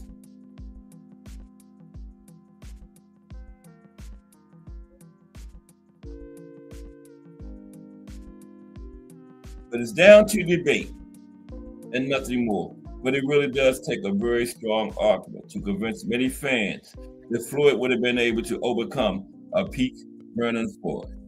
I don't know. It would have been a good one. That would have been Pretty Boy too. So I don't know. That would have been a good one though. I would have to go with Floyd. He's 50-0. Like he said, there's no blueprint, right? So yeah. But it would have been a good one. The Viper and Floyd. What's up, Technique? How you doing today? We're just looking at little boxing history in January, some fighters.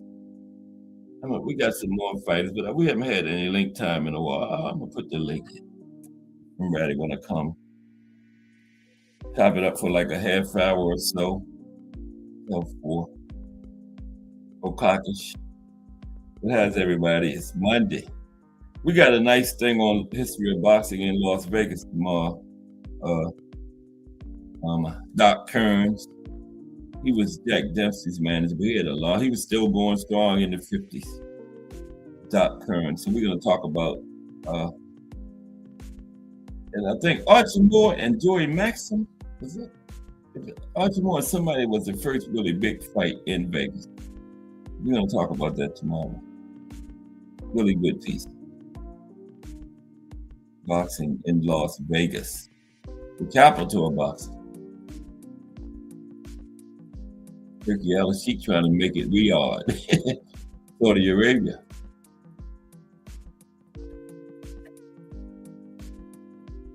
But right now, I would say it's still Vegas. Let's see. Oh. Yeah, we had some other boxers that were born in January too. We're going to take a look at if nobody hits the link. We are right at the beginning of another big week of boxing history.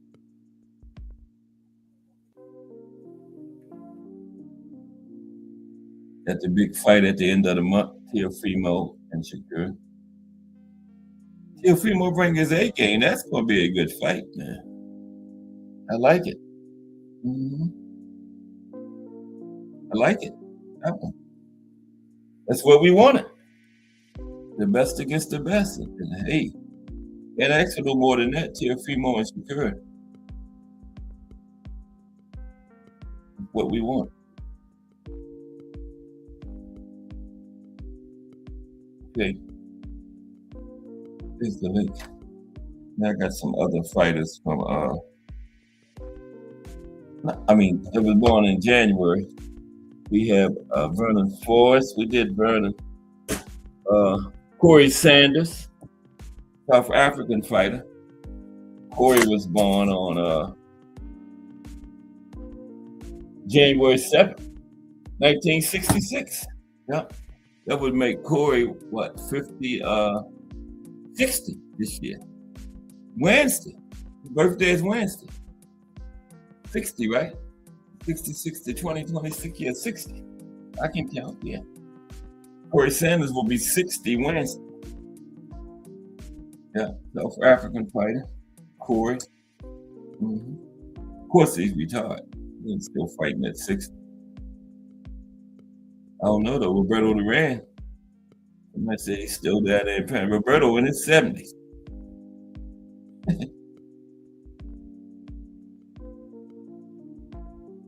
Yeah, Corey Sanders. We're going to talk about Corey now. Just some fighters born in the month of January. That's all. These are. That's all these are. Let's take a look at Corey Sanders. Okay. They called him the sniper. He's from South Africa. Corey Sanders. It is Corey right there. As a matter of fact, on the left. It's Corey on the left. The Viper. I mean the sniper. They call Vernon Forrest the Viper. And there's something, Corey is the sniper. The Viper and the sniper. Corey the Sniper Sanders. I think that was his nickname. Oh shoot, I can't get it to come up. There it is. Okay, yeah. Corey Sanders. Let's talk about Corey for a minute. And many a fighter throughout boxing history has displayed moments of brilliance and excitement between the ropes, only to fall short of expectations / promise. Now, often the issue lies between the ears. The fighter lacks the mental strength and intestinal fortitude to bear that unique crown and consequently fails to scale that mountain ever again. Yeah, it takes a special person to be a boxer, for sure. Now, these boxers frequently succumb to the temptations of fame, wine, women, poor management by the promoter, or the boxer's immediate circle of trainers and bad influence by friends or family, or some combination of all of the above. Man, that game yesterday, I was sick. I damn near cried when they got missed that field goal. Miss Cass did cry. Them damn Ravens.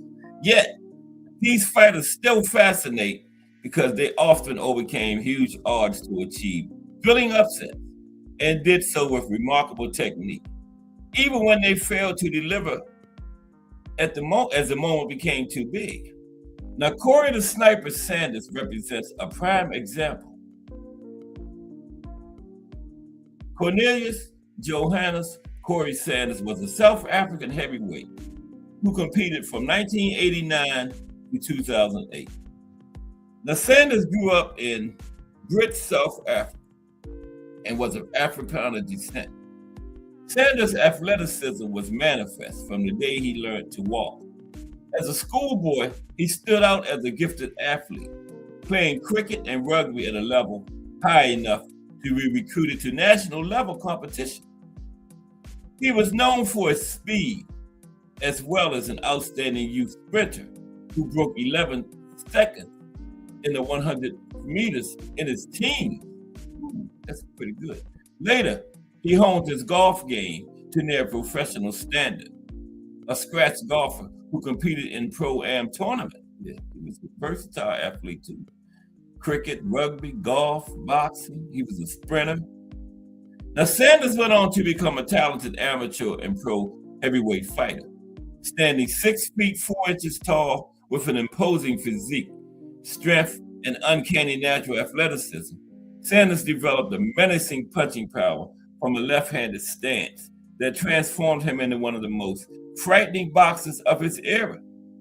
Sanders won the South African heavyweight title in 4 consecutive years prior to moving to the professional arena, where he finished with a record of 42 wins, no losses, 4 draws, 31 knockouts. Never lost. Had 4 draws. Now, Sanders steadily rose through the ranks. Wait a minute. Wait one moment. I got to get his record right.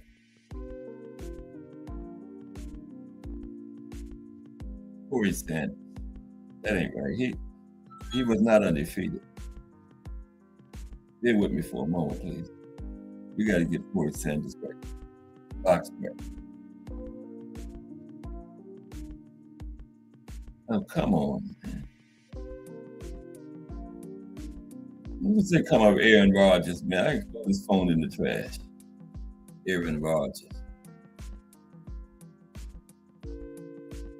The Ravens beat themselves, man. Okay, Corey Sanders. We're trying to get Corey's record. I don't think he was undefeated, no. Here we go. Corey Sanders box record. Yeah, 42-4. 31 knockouts. I had 4 for the draws. That should have been for the losses. My bad. He was 42-4. I had 42 and over 4 draws. It was late. Okay, 42 wins, 4 losses, 31 knockouts. Now, Sanders steadily rose through the ranks, losing only 1 fight before losing a thrilling contest against the future champion, Hasim Rock, who went on to stun Lennox Lewis to win the heavyweight crown until Lennox destroyed him in the rematch. Now, Sanders had dropped Rockman before being stopped himself in the 7th round. At age 37, past his prime, Sanders nevertheless landed a title shot fighting Vladimir Klitschko, Dr. Steelhammer, right? For Klitschko's WBO title in 2003. Corey was 37 years old when he got that shot. Wow. So Klitschko he's a Hall of Famer who dominated the heavyweight division for close to 20 years, along with his older brother Vitaly, Dr. Iron Fist. Now, Klitschko had only one loss in 41 fights and was heavily favored to dispatch of Sanders. He had one loss at that point. And Sanders was a 40-1 underdog against Klitschko. But the sniper had other plans. Sanders employed a devastating display of hand speed, legs, and lethal left missiles to lay out champion Vladimir on the canvas twice in the opening round and twice more in the second round. When the fight was stopped, Ring Magazine hailed Sanders' win as the upset of the year. Yep. Now, Vladimir Klitschko dubbed Sanders the hardest puncher he ever faced in a December 2014 interview with Ring Magazine. Vladimir said, "I've been in boxing for 25 years and I never fought anybody in this game that punched like Corey Sanders." Of Sanders, Hasim Rahman echoed Klitschko following their fight, saying, "I'd never been hit that hard in my life," right? High praise from two heavyweights known to be some of the hardest hitting heavyweights in their prime.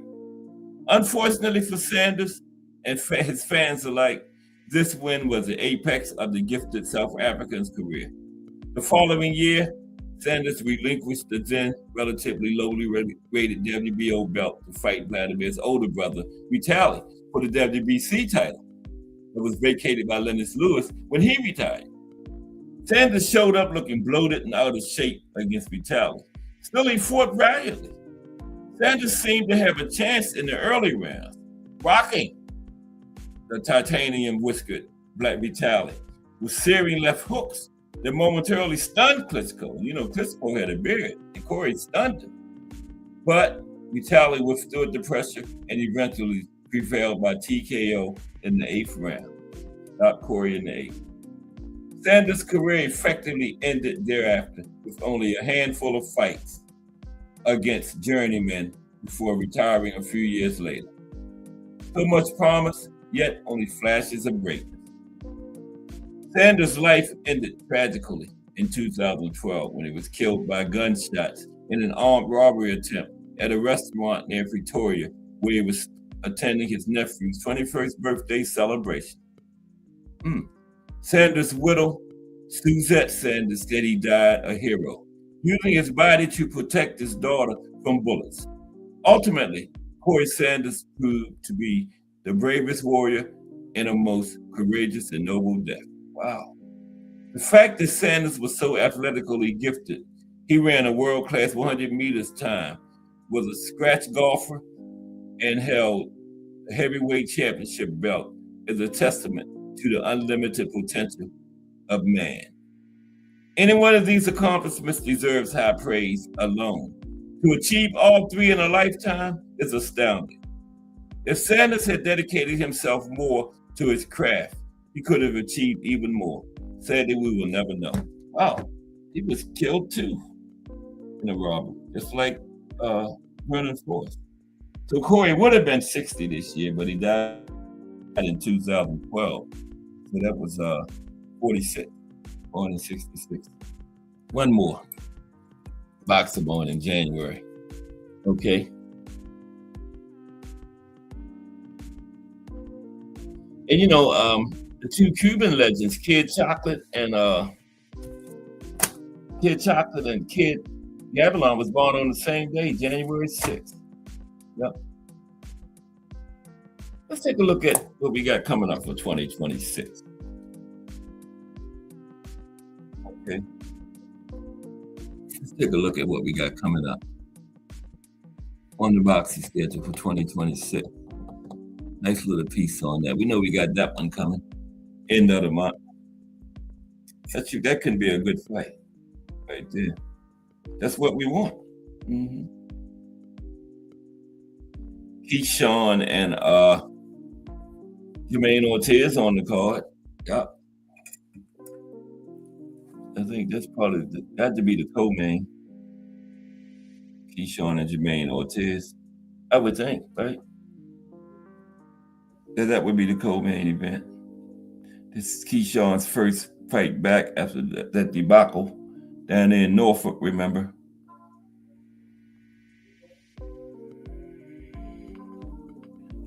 Let's see what we got going on here. Yahoo Sports. Boxing schedule.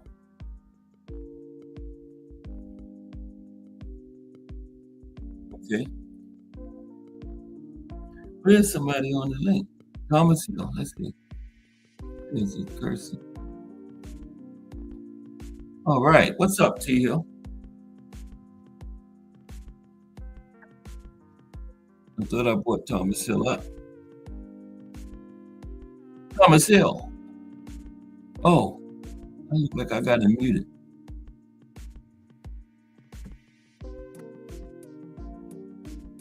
Can I mute the damn mic, man? Oh my goodness.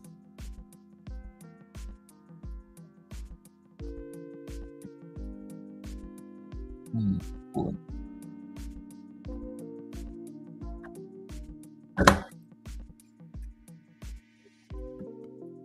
There, oh shoot.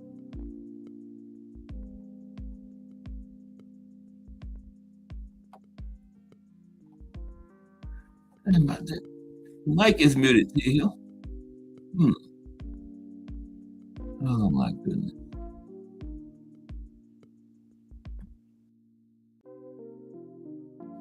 Okay, my bad. I was on the phone. Can you hear me now? I hear you good. I thought I had you. Okay, what's going Nah, it on? wasn't you. It wasn't me. I was on the phone. I couldn't talk. Oh, okay. What's happening? What's good with you guys? Happy New Year. Well, happy New Year to you. I haven't talked to you this year yet, I don't think. Nah, Yeah. just in passing in the chats. That's all. I was holding conversations in the chat for a couple of times, but Yeah. lately I've been a little bit away from the phone, so I ain't been able to do it. Yeah, I figured you was busy and stuff, you know. Yeah. But it's good to hear from you. Yeah. So what's good with you? Oh, not too much. Just, What you like to talk about since you dropped the link? We usually don't get link time much these days. So coming up fight. What you got on Security or female? That should be a good one. I think it's a good fight. I think it's a perfect way to start off the year. I mean, on the pantheon of fights and what we craved for, I don't think T.O. Shakur was up there as much as Dev, maybe T.O. and maybe Tank T.O. But it is still a high caliber fight. So you got two good fighters going at it, and you know, fighters that have been talked about in their, you know, their demographics, so to speak. So it's true. I think that it's a fight that will put both skill set on display, and you know, we get to see a little bit more about how they're able to handle one another's best stuff. Too, you know, for sure, because you say, yeah, it'll be a heck of. I mean, honestly, it sets itself in line for a big fight up with Devin Haney. You know what I'm saying? I catch a lot of flack. I'm a little bit old school in my way of thinking. I've seen fights take place between certain fighters and other fighters, and you know, it's been a significant impact on how I feel. So like, I don't think that losers should be automatically considered out of fights. Unfortunately, we're in this time and frame where this era, man. You're in the now. Yeah, this era is you got to be in the now, and you got to win for you to be valid. And I don't think so, because not everybody wins.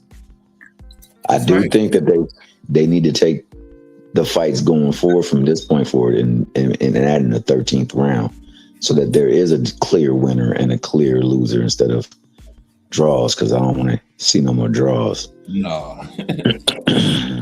I think that's the easy way out at times. I think that with that being said, you know, whether T.O. or Shakur not win the fight, I would still like to see them fight Devin. And I would like to see all of them that was grouped together fight one another, win, lose, or draw.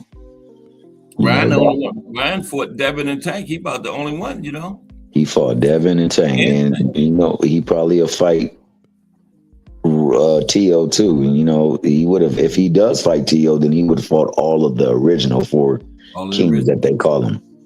So you know, that's pretty dang impressive for somebody that catches a lot of flack. That being said, man, I mean, I think that the fight should be made. So I think it's a good fight, and the winner probably will be slated to take on Devin. I know that for the scope of boxing, the bigger impact fight probably will be Tio, but for me, I think the fight I would rather see out of those two versus Devin would be Shakur, but I would love to see both. Yeah, I'd rather see Shakur too. But I would love to see both. So whether one wins or loses, I think both should fight them. And like I said, I'm of the opinion that, I don't believe somebody is too small to fight somebody still right now. So, I want to see that fight as well, too. I'm not going to make mention of it because as we currently speak, there's no traction on that. But I just think that, they need to start making the fights. And since 2-5 was a bad year for boxing on the whole, I think overall. For overall, I think they need to do what's necessary to try to make 2-6 back to where 2-4 left off. We got a good women's fight coming up too. I think Caroline Dubois and Baumgartner is supposed to be scheduled to fight, aren't they? Well, if they do fight, that would be a good fight. Yeah, that would be a really good fight. I would be very interested in that fight. I think I heard something about that one. Yeah. Jermaine Franklin. Yeah, so with that, we definitely get some action. I think with regards to women, especially women that are around each other's weight class, it's not difficult for them to get the fights made. Yeah, that's true. And Muratalla and Andy Cruz is a week before Shakur and Tio. Yeah, and that's a very good fight. Yes, it is, man. That's a very good fight. So that's a fight I'm looking forward to as well, too. Not enough people talking about that one. That's just as big as Tio and Shakur. Shoot. Well, you already know how it is, man. There's only 2 or 3 or 4 fights, folks, that move the needle. And they're going to continuously talk about that because a lot of these people, they looking for people to tune in. And what's going to get them to tune in? This type of stuff. And you know what? The winner of Cruz and Muratalla should fight Abdullah. No, absolutely. Wouldn't that be absolutely? Nice? Absolutely. I don't know how much time Abdullah got left at that 35 slot, but I think that with him being a champion, there should be some traction on him getting some fights and hopefully a unification before he moves up. Yeah. So I mean, there are fights there to be made. A lot of them. Hopefully, we can get to make them. I mean, it's just. I'm so tired of the narratives, bro. Like these narratives just got to go away. And the only way they go away is if fights get made. So make the fights. That's the only way. So hopefully, these people can find a way to get together to make these fights so that these fighters can get in the ring with one another. Okay. Oh, there's somebody else coming up? It's Arnie Boxing. You haven't seen Arnie Boxing in years. Shout out to my man, Define. How you guys doing? Okay. How you doing? Happy New Year. Hey, you too, Cass. Happy New Year to you and your family, bro. God bless. How's everything? Good, good. I don't have as much time as I used to, so I probably, but whenever I find you guys, I'm jumping in, Yeah. So what you got then? Oh, my bad. Go ahead, Cass. No, I was just saying I hadn't dropped the link in a while. But yeah. Nah, Cass been stingy with that link. Somebody must have got up here and cut up, and Cass was like, "Not no more." Screw everybody. Yeah. I seen all these names, and I said I gotta drop the link today. Pearl must have left. I see Pearl and all of them people. Yeah, Pearl right now he over on B3's panel. But yeah, Define on it. We was just talking about the schedule coming up, like with Tio, Andy Cruz, and Andy Cruz and Muratalla and all of those guys. We have three big fights on the 31st, right? 3 fights on that day. We have we got Shakur and Tio in the USA. We got Sander and Abbas in Puerto Rico, and we got Bakram and Bakram and what's the name? Kelly in UK. 31st. Wow, that's a big day. Yep. It is. We got Keyshawn and what's his name on security card too? Jermaine Cruz. I mean, Oh Jermaine yeah, Ortiz. Jermaine Ortiz. Yeah, that's that. Yeah, Interesting fight though. Interesting fight, that one. yeah. And Maurice Allen and Andy Cruz is a week before Shakur and Tio. Yes, that's 24, right? Yep. So it's Okay. starting out nice. If we can keep this up for the entire year. If we can get Boots and Virgil and Monster and Nakatani, I'm happy for that. Well, that Monster Nakatani may happen a lot sooner than we expect, especially with people looking at Nakatani's performance as trash. That might be what they need to get that fight going. Now, I don't look at the fight as trash, man. I think that he got up in there with somebody that was tough. And I thought he handled him very well, man. I saw the fight much differently than everybody else did, but they're gonna put him. I'll tell you, I'm with you, T Hill, because listen, you're not gonna. Here's the thing, bro. Everybody's got a tough one. Everybody's got a tough one. He found his tough one, and he was able to withstand it, bro. Not everything is gonna be pretty. Not everything is gonna be not everything is gonna be one-way traffic. It's just when you make it right, man. Even have we forgotten that Naoya Inoue has been dropped before and hurt before and everything? Did we forgot about that already? Like, do you see how it works? Like Nakatani gets a shaky performance, and all of a sudden we forgot that Naoya has gotten shaky performances as well, man. Like, it is what it is, man. Like, But go ahead. No, I was just gonna say. I'll let you continue. Go ahead. No, go ahead. No, I mean that's. I don't think I was saying anything else. Yeah, I think that's pretty much it. Go ahead, bro. Okay, well, I will say this, man. I don't know about shaky performances by anyway. I think maybe shaky moments. I think the only one that you could consider would be shaky was when he got in there with an older Nonito Donaire, but that's Nonito Donaire, though.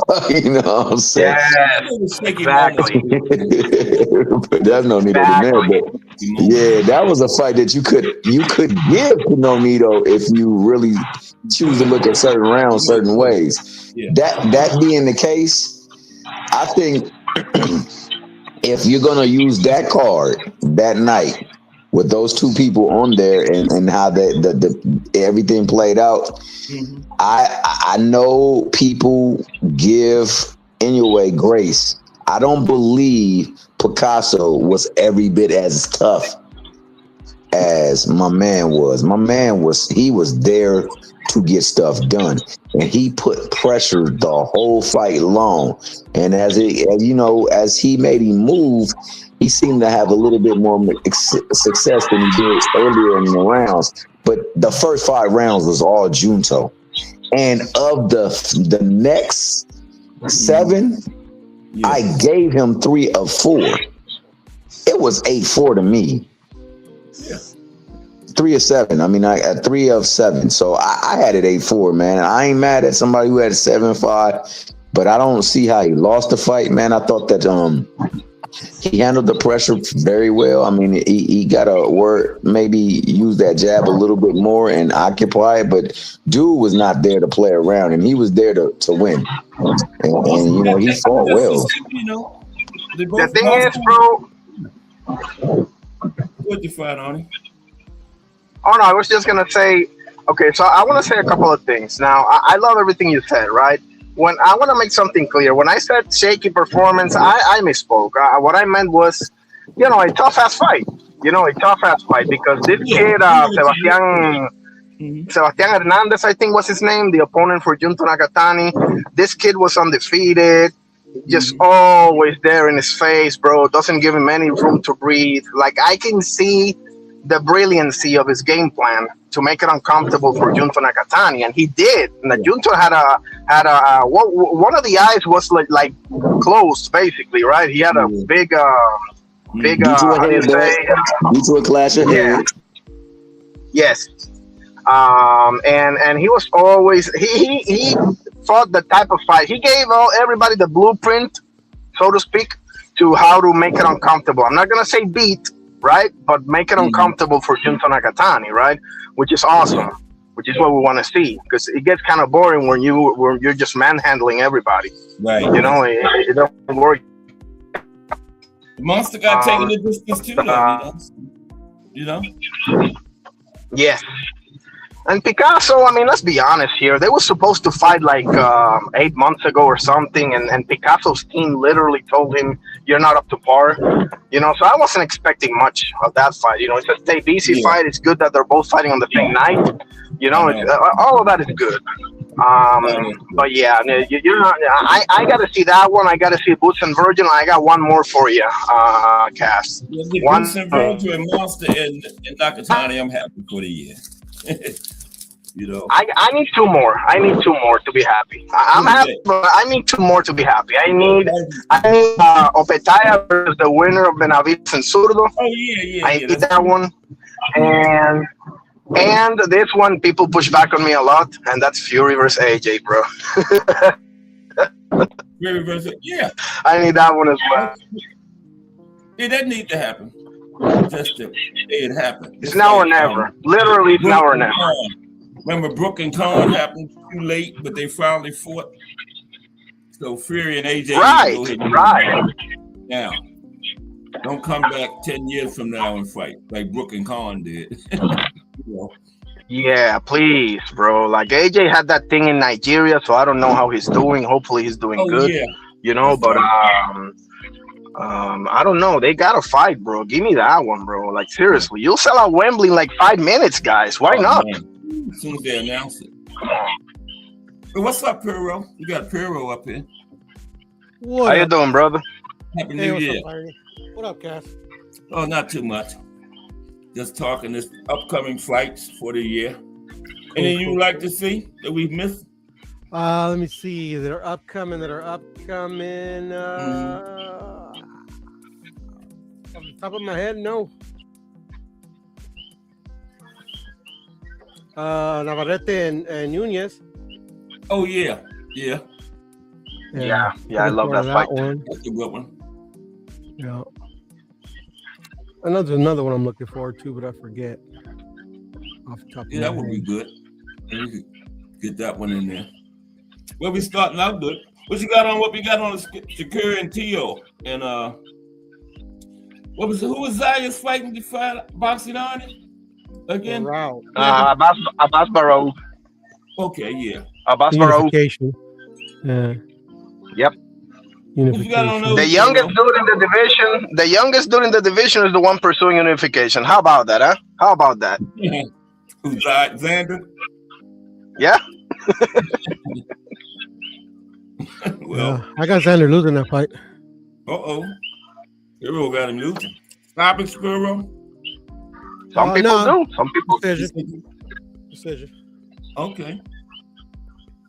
Abbas is dangerous, man. I'm not overlooking Abbas one bit, man. I'm Team Sayas, obviously, but I like Abbas a lot, man. He showed me a lot in that fight against Tellez. I mean, I love it, man. I love the guy.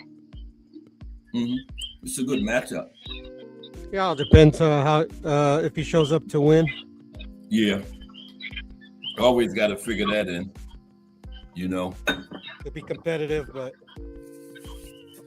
I'm gonna say this: if Pluto not gonna take that turn, that time to speak, man. I wasn't saying that I confused what you said, and I wasn't saying that you said Nakatani had a bad performance or a bad fight or however it was coined.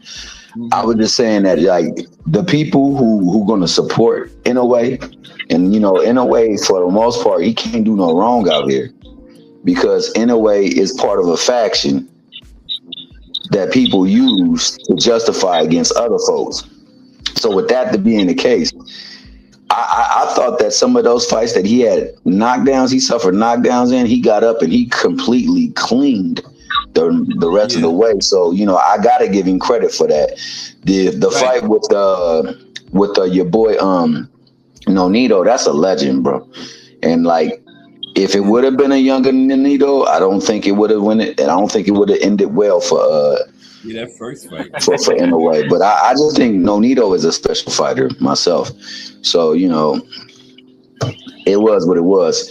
Nakatani, I thought that he handled himself extremely well for that pressure that dude was bringing all night long. And he was there not to get a paycheck. He was there to win. He fought to win.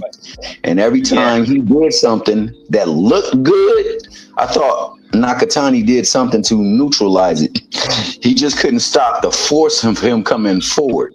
So people look at it a different way. And, I wasn't saying you did. I'm just saying that people use these things, and, they'll say it was a bad performance or an off night or it was this. Man, that dude was there to win. And that's the kind of fights we ask to see people win. And when we get them, we criticize people for being in them. Yeah. You know what I'm saying? And I'm not saying you do that, but that's what they do. Yeah. That was a damn good fight, bro. Period, point blank.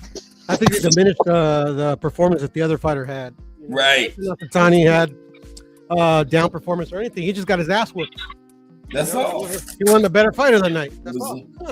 He was in there with another tough guy. He came to win. That's all. The guy came to fight. I don't know, guys. I got a bad feeling, bro. I don't think Shakur and Tio is gonna be a great fight, guys. I hope I'm wrong, but I don't think it's gonna be. I don't know, man. Yeah, man. Because none of them are really, and I think I talked a little bit about this with you, Cass, in another panel, but I just, both guys are most effective when the other guy is the one initiating the offense, in my opinion. Tio and Shakur in different ways, obviously, but they prefer the opponent to initiate the offense, and they go from there. But listen, I hope I'm wrong, man. I'm definitely tuning in. But man, I don't know. I don't know. We'll see. It might be a good technical fight, adjustments and all that kind of stuff. They're not good technical fighters, though, Cash. Yeah, I'm just hoping that they find on the wrong. So who does the fight depend upon? Benefit of the doubt, man. Who would you say the fight? If the fight is going to be great, who does it depend upon? I don't think it's a possibility that fight can be great. You don't think it's even possible? No. Man. Because they're fighting for Tio's belt, right? They're fighting for Tio's belt. So Shakur needs to, as acclimated as he is, and rightfully so, Shakur is the one that needs to beat the champion, right? He's the one that needs to take it, right? Yeah, at least on its surface, right? You need to take the belt away from the champion. That's always been a prerogative of boxing, right?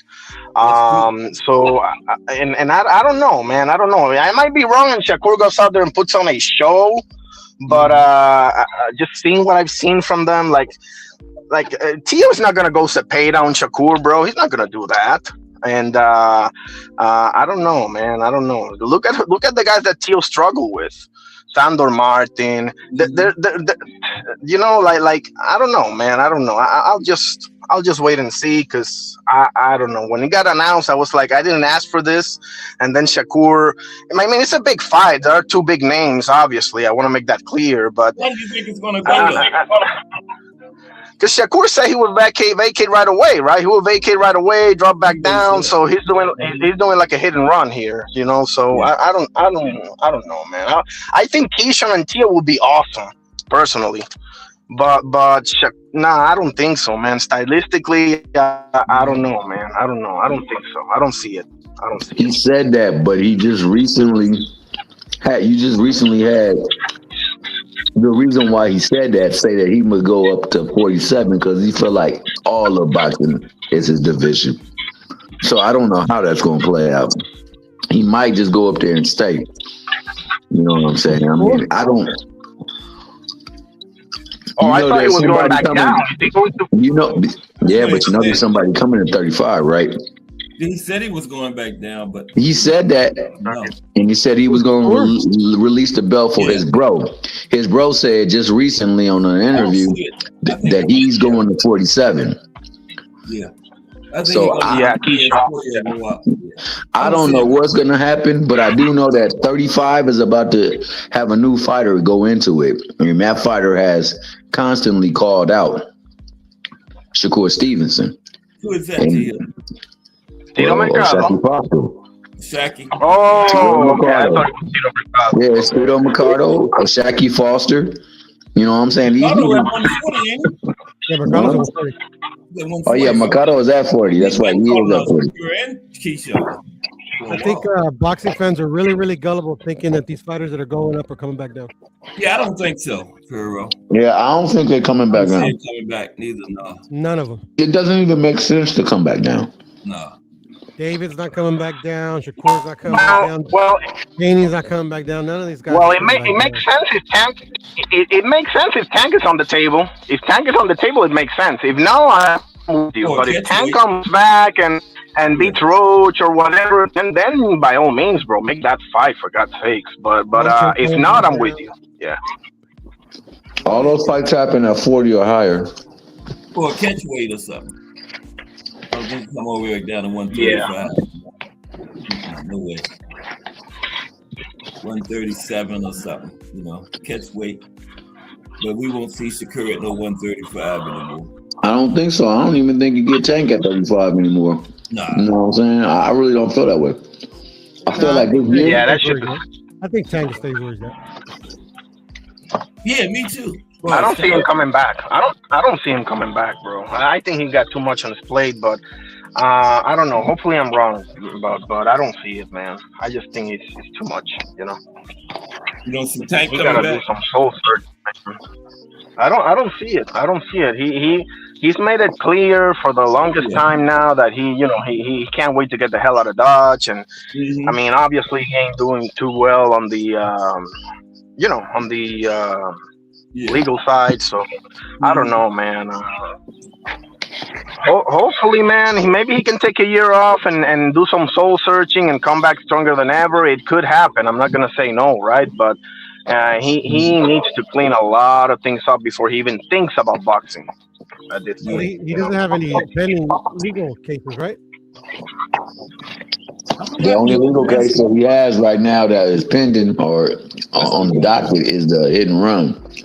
What about the Everything girl? else is Remember in. he's supposed to have drugged the girl out? What happened with that? When he's supposed to have drug her out of the place or something? Remember? Yeah, he still got that on him. I heard that was dropped. Oh, Okay. he dropped too? The hit and run? That's what I heard. No, not the hit and run, but I mean, he already served for the hit and run. The one that he drug out of the Yeah. place. Well, that's the thing. That has all been hyperbole more so than anything. There's nothing superficial that came of that, and nothing substantial to say the least. So, you know, I don't know how that's playing out. It doesn't take that long to have somebody who is on probation be guilty of something that violates their probation to have this much action. I think that whole MVP thing put was that out strange. there to get rid of the fight. Yeah, because that whole thing was strange. That whole story didn't make sense to me. Yeah, I think Jake called his PO. Yeah. That's No what joke. it seemed like, No Perro. joke. That was manufactured. Yeah. because they claimed they had tape of it. But What do you think? What do you guys think about? I want to get your guys' input on one thing. What do you guys think about Benavides jumping all the way to cruiserweight to fight Zurdo without seeing any of the Russians first? Par for the course. He wanted Because to I see saw Samson. You find on it. He wanted to fight the Russians, but you know they didn't fight. They didn't want to fight him. Remember? Like he wanted to Nah, fuck I them don't think so. I don't think so. I'm not buying that, Cass. It's hard for me to believe. It's hard for me to believe that Bivol and Beterbiev ain't afraid of each other, but they're afraid of Benavides. No, I didn't say Nah, they were it's very- afraid of it. I said no. I didn't say they were afraid, but other reasons. You know, it seemed like that they went in other directions. You know, no, they not Yeah, because afraid. you know. Oh no. Because if you're Benavides, didn't you knew beforehand that they got to do this trilogy first? You got to know Yeah. that beforehand, Yeah, that's what I bro, was saying. right? Yeah, I think that's what stopped it. You know. Now, Yeah, I think after the trilogy's over, I think Bivol would fight him. You know. I called this 2 years ago. He wasn't planning to fight none of those guys. Yeah. Now the other guy, Beterbiev, he's getting up there. He's 40 already. Yeah. Isn't he? So, 40 or 40. I think he just turned 40. He's about to turn 41, I think. Yeah. So if he fights Bivol again, I don't know. I don't know how many more fights he got in him. That might be it for him. Especially if he wins, you know. And David ain't coming back to light heavyweight. Nah. Yeah, well, we're talking about 25 pounds now. This is not like 7 pounds, like 10 pounds. Yeah. No, it's from 75 all the way up to 200, man. 200. Yeah. And the thing is that you're shooting yourself in the foot, aren't you not? Because you're fighting Zurdo and Opetaya. Who else? Who else is there to fight in Cruiserweight? Nobody. Noel Mikalian? Really? Badu Jagan is, what is he, 55, bro? Like, nah, man. Rosicki, maybe. Like, the fights are 175, bro. You got Callum Smith, you got Bivol, Beterbiev. Clean that shit up if you can. And then move up to Cruz. I mean, this is just me, bro. But I think he's shooting himself in the foot, to be honest with you. Who you got in that? Benavidez and Zurdo. I think that's gonna be a hell of a tougher fight than people think, bro. Everybody's saying Benavidez.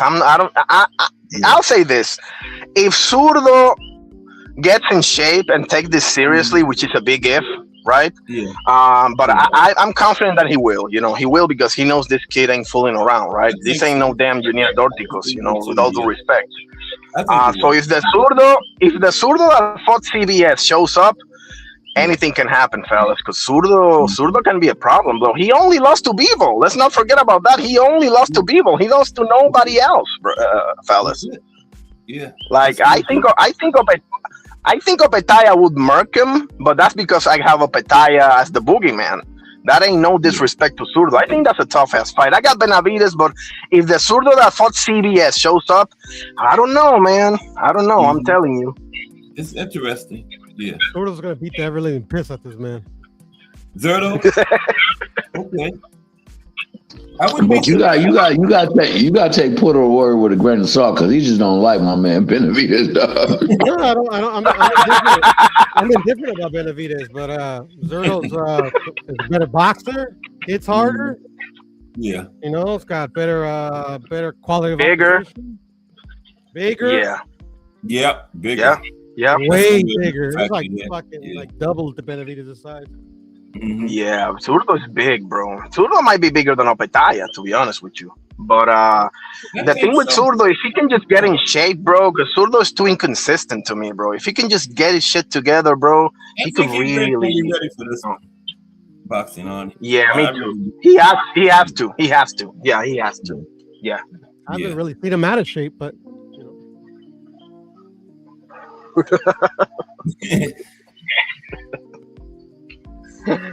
Oh man, okay. Is the winner of these two? I'm sorry. Say that again? Yeah. Opetaya. Most definitely. Well, I tell you what. If it Nobody is can mess with Opetaya, bro. If it is Benavidez, because of what came out of his pop's mouth. Yeah. His pop said he's trying to get Benavidez, Beterbiev or Bivol, and then after that, he was trying to get Zurdo or Jai Opetaya. So Zurdo now. you done already skipped up to Zurdo. Yeah. If you're beating Zurdo, then it should be Opetaya. Yeah. Do that fight get made? I doubt it. Why not? The dude is putting people in the hospital. And while he's there to get hit, I think this one gets made. Yeah, I think this one gets made. Yeah. While he's there to get hit, and he is there to get hit, it doesn't seem to have the effect as when he hits them. And I will say this, Benavidez has been getting better with his ability to use the active guard, active, Tim Layden up in here. I think that he's better. He's getting better defensively, but he still gets hit. And it would be interesting to see how he is able to withstand what Opetaya is bringing, because nobody else, even when they're seeming to have success, is being able to stand up to it. And when he's putting people out, they're going to the hospital afterwards. David Nika, he was a hell of a fighter to the hospital. I know. Yeah. Yeah. You know what I'm saying? Your boy who he just last fought to the hospital. Bigger than him. Way bigger than him, too. Way bigger than him. Nika looks like a heavyweight, bro. I didn't even watch the replay on that one. Nika to the hospital. was That bad. last 3 opponents, they went to the hospital. One dude, he didn't even get knocked out, but he knew something was wrong. He was like, no more fight. Right. To the Claudio hospital. Square. Yeah, Claudio Square. Yeah, the Italian guy. Yeah. Yeah. So Remember you that know, one. and I know there are no Benavideses. I know this. And I know that Benavides is a tough cookie, and he adapts, and he punches to vacancy. You know, he manipulates guards and things like that. I just don't see Opetaya caring about any of that ish. He just wants to detonate something, Yeah. and when Yeah. he does, it's like, nah, I won't even say that because I don't want to bring no trouble your way. But just know things go down when that happens. So The I thing don't with know, man. Petaya, bro. Perfect The thing mentality for where Mike. you. Well, the thing with Opetaya, the one knock on him that not even I can shake off is the fact that outside of a little bit of a late in his game, Maris Breedis, you don't have no real marquee wins. You know, that's the reality. But No marquee names. You know, it but proves, like, exactly, there's no marquee names, and the one marquee name that there is there, Oscar is protecting him with all his soul. So I mean, once if Benavides beats Opetaya, because Benavides, if Benavides beats Zurdo, I am supremely confident that we get the Opetaya fight because Benavides wants that fight. Yeah. And Opetaya ain't got no Opetaya's an old school type of fighter, guys. The mindset of Opetaya, we don't see that anymore, guys. Like you see this guy talking, he just wants to, bro. He fought Maris Breedis with a fractured jaw on both sides. And he got that jaw fracture on the second round of that fight. Nah, bro. I'm not going, bro. This guy's the real deal, man. I'm telling you guys. Yeah. Sort of whoops him. I can't wait.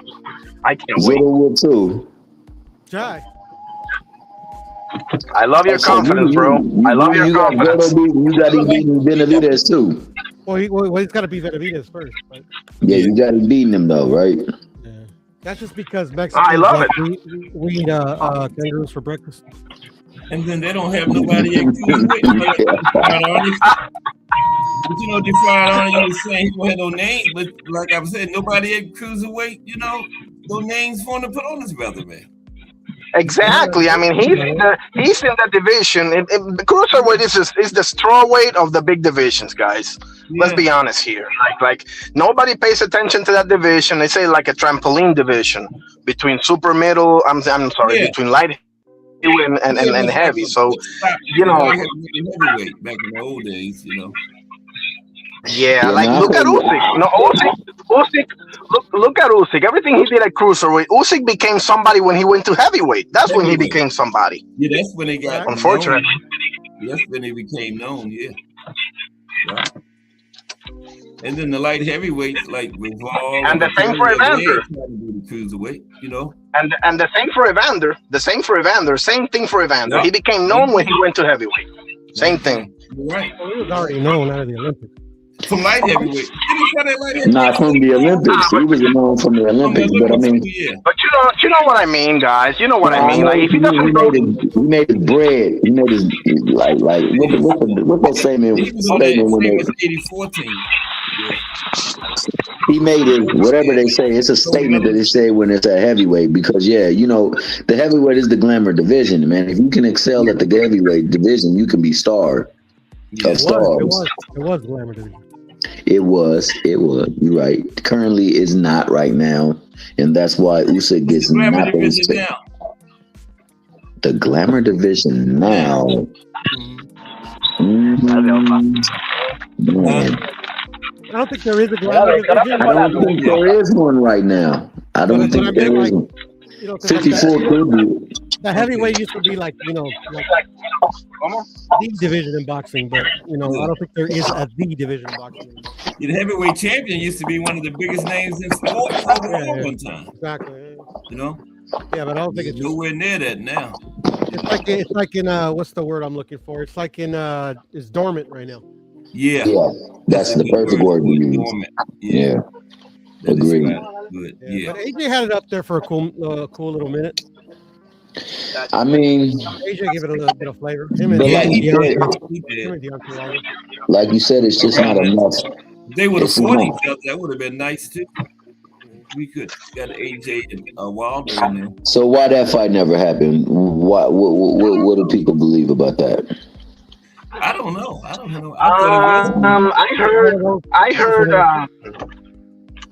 I heard Deontay turned down a X amount of millions of dollars to fight AJ. Oh, yeah. I'm not buying that personally, but I'll forever say, because listen, at the end of the day, bro, something wrong with that picture, and the picture is, say whatever you want to say about him. He saw the schedule at the heavyweight division 3 times, and AJ saw him 0 times. There's something wrong with that picture, man. That's my whole conclusion about this thing. How in God's name did this guy, whatever you say about his gloves, his this, his that, at the end of the day, he fought him 3 times, and Deontay came within an eyelash of sleeping that boy. Okay, and AJ never. He did sleeping, but he woke up in the first fight. I'm not gonna speak on that because I know my viewpoint is very controversial, bro. But I mean, woke up boxing Artie. I had the same opinion twice of those 3 fights that I had against the Buster Douglas Tyson fight. The Tyson definitely lost the fight, but I believe if he would have got a proper count, he wouldn't have lost it. And You get a I proper was. count, Tommy.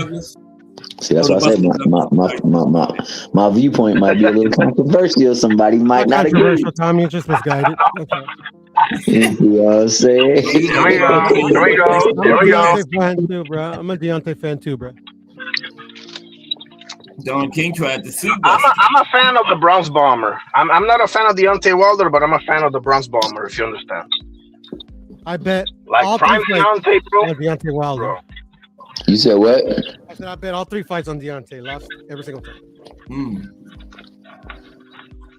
Nah, you sure did, because the decision was in favor of my man. Well, the first one was considered a draw, but everything else was all Wilder. So, you know, second one was definitely Wilder. The third one, I forgot what round it was. I thought he got a 13-second count. And I thought he for sure got one in the first fight. But like I said, it's neither here nor there. A 13-second count, though. I know. 10 seconds should never take 13, right? 10 seconds should never take 13, right, Pluto? No, but there's no such thing as a 10-second count. Gene Tunney got 16. You right. It should be a 10 count, but Nothing more, nothing less. I don't know how many a count is, but that bad boy got about 13 that night against my man Fury. Fury was on that on that floor for like 13 seconds, man. Yeah, Deontay should have went to his neutral corner quick. That's true. Yeah. But let's remember one thing, guys. When he got up, I'm talking about the first fight, right? Yeah. The first fight when Jack Reese gave him that count, he got up and he won the round, bro. Like, not for nothing, he got up and he won the round. Like, he wasn't like he was running for his life. Yeah, he got up and went crazy in there, man. Yeah. Nah, he got up and did his thing after he got up. Okay, so this is what I'll say about that count thing, though. Like, there is somebody who's supposed to keep the count and missed all that. And he's supposed to look to that person and start where that person is. Is that? Yeah. But they don't do that, obviously. No, they don't. And that is on the fighters because the fighters know that too. They know that they're supposed to go to a neutral corner, but it is by rule supposed to go straight to the timekeeper to find where the count should be. Yeah, when they get into the neutral corner, then they start where the timekeeper is at. You don't start over at 0.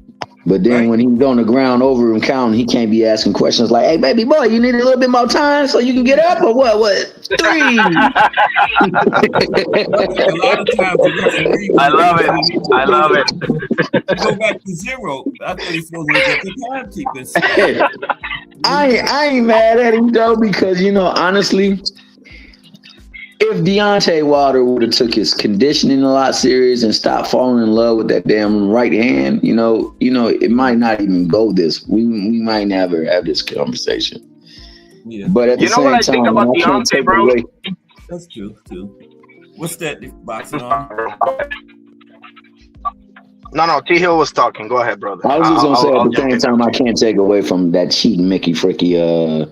What's her name? He still is good enough to pull those fights off. Fury. Who's that? Floppy For the glove. autopsy, bruh.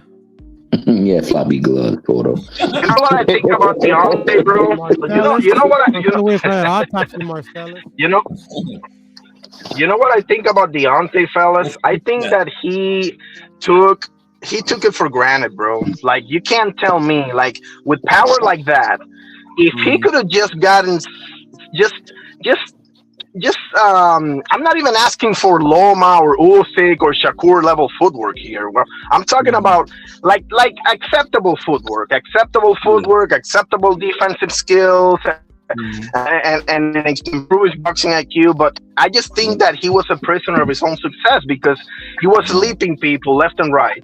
Yeah, Right, he was decapitating people on the ring, and I never saw an improvement from a technical standpoint. Yeah. And by the time the big fight came along, he got exposed, bro. I have to say that, you know. That's what T Hill was saying. He fell in love with that right hand. You know. He was also very Yeah. disciplined. You're right. That's what happened. It's a prime example of how you can become a prisoner of your own success. Prime example right there. Yep. And then all of a sudden, the right hand wasn't getting the job done, and he was lost. You know. Yeah, Against Parker, because you're a one-trick pony. He's a one-trick pony. Remember, Joe Parker couldn't get him out of there, so he didn't have no Exactly. plan B, you know, and he got beat. Who couldn't? Joe Parker couldn't get who out of here? No, Wilder couldn't get Parker out of it. The right hand wasn't working for him. Wilder couldn't touch the side of the road with that right hand that night, man. Yeah. There's nothing he could do with He that. found out he was swinging, then you know he fell in love with him. Yeah, no, I agree. I think You can't I box think- that thing, so Parker beat him. Yeah, you're right about that. I think what Technique just said too, man. I think him getting up that one time too, because the myth of his right hand was taken away when he Undertaker Yeah, did. that's true. That is so You know, true. you could see it on his face in that fight. Like, how the hell he get up out of that? Like, he thought that was lights out, and for all intents and purposes, most people did. Yeah. But you know, fortunately for him, it was a good pin count for him. His eyes just popped open. You would have thought Ariola would have taught him. Oh, and that one more he thing. was a sleeper. One more thing. Deontay, as I've said for the longest time, will forever regret leaving Mark Breland, fellas. At some point in his life, he's gonna look back at that decision that he made of leaving Mark Breland and get with a guy that he already knocked out. What was it? Maliki Scott, something like that. Malik Scott, right? I mean, that who's like a defensive coach. That's one of the worst decisions I've ever seen, bro. Seriously. Yeah, Breland was way better training than him. Accountability. You need folks in your life to- Water, man. You say what, put That's spiked his water, bruh. He You got believe mad that, Put him? Breland through the towel, No, yeah. bro, I don't believe anything that comes out of Wilder's mouth, bro. It was like a Oh, spur okay. of the moment. That I was about to say. You know what he fired on him? I a do spur, like he got Wilder. I mad like him a because lot, of bro. that decision and fired the man. But Yeah, that was in the second fight, right? In the second fight, yeah. I don't know the man personally, bro, but I don't believe a fucking word that comes out of his mouth. And then he got him in doing ayahuasca, like what the hell are we doing here? No, like that, that's not something that a fighter should be doing. Like, I don't know, man. Some I don't know. I don't like it. What was that? Like Malik Scott, didn't he get Wilder to do like ayahuasca or some bullshit like that?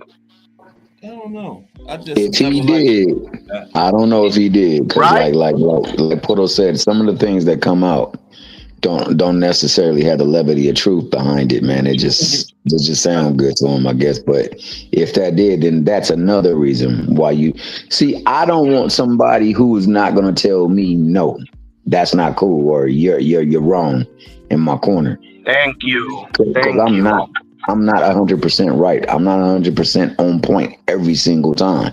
I know that. I'm human, so I'm not Right, always. bro. That's true. I don't need. Go ahead, baby boy. No, I just want to say I don't need I don't need another mommy.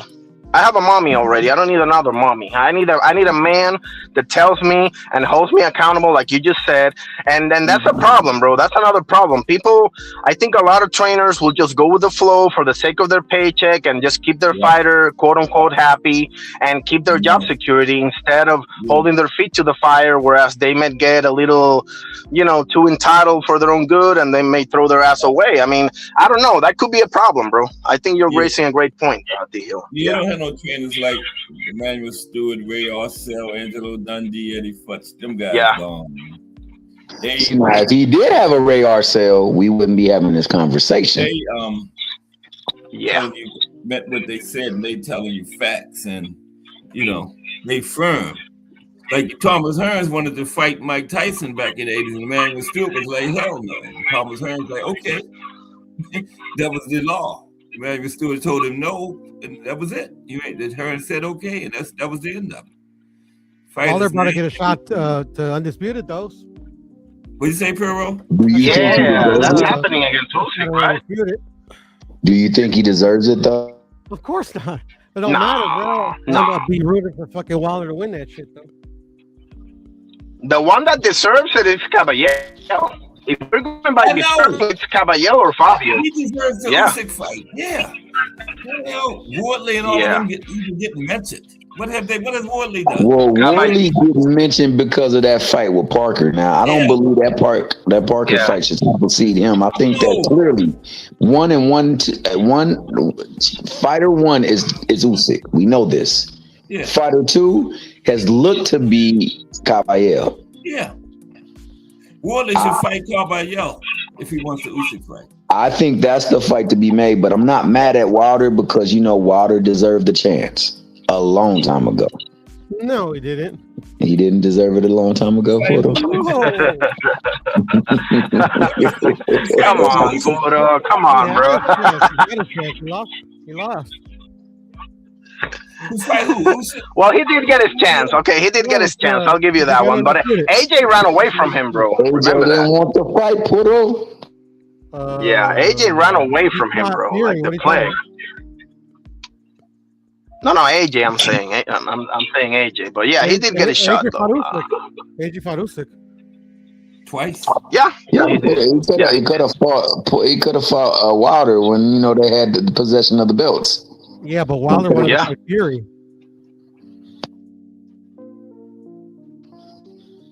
Yeah, that was the biggest. I mean, that fight to me, if he's fighting any fight, it should be the AJ fight.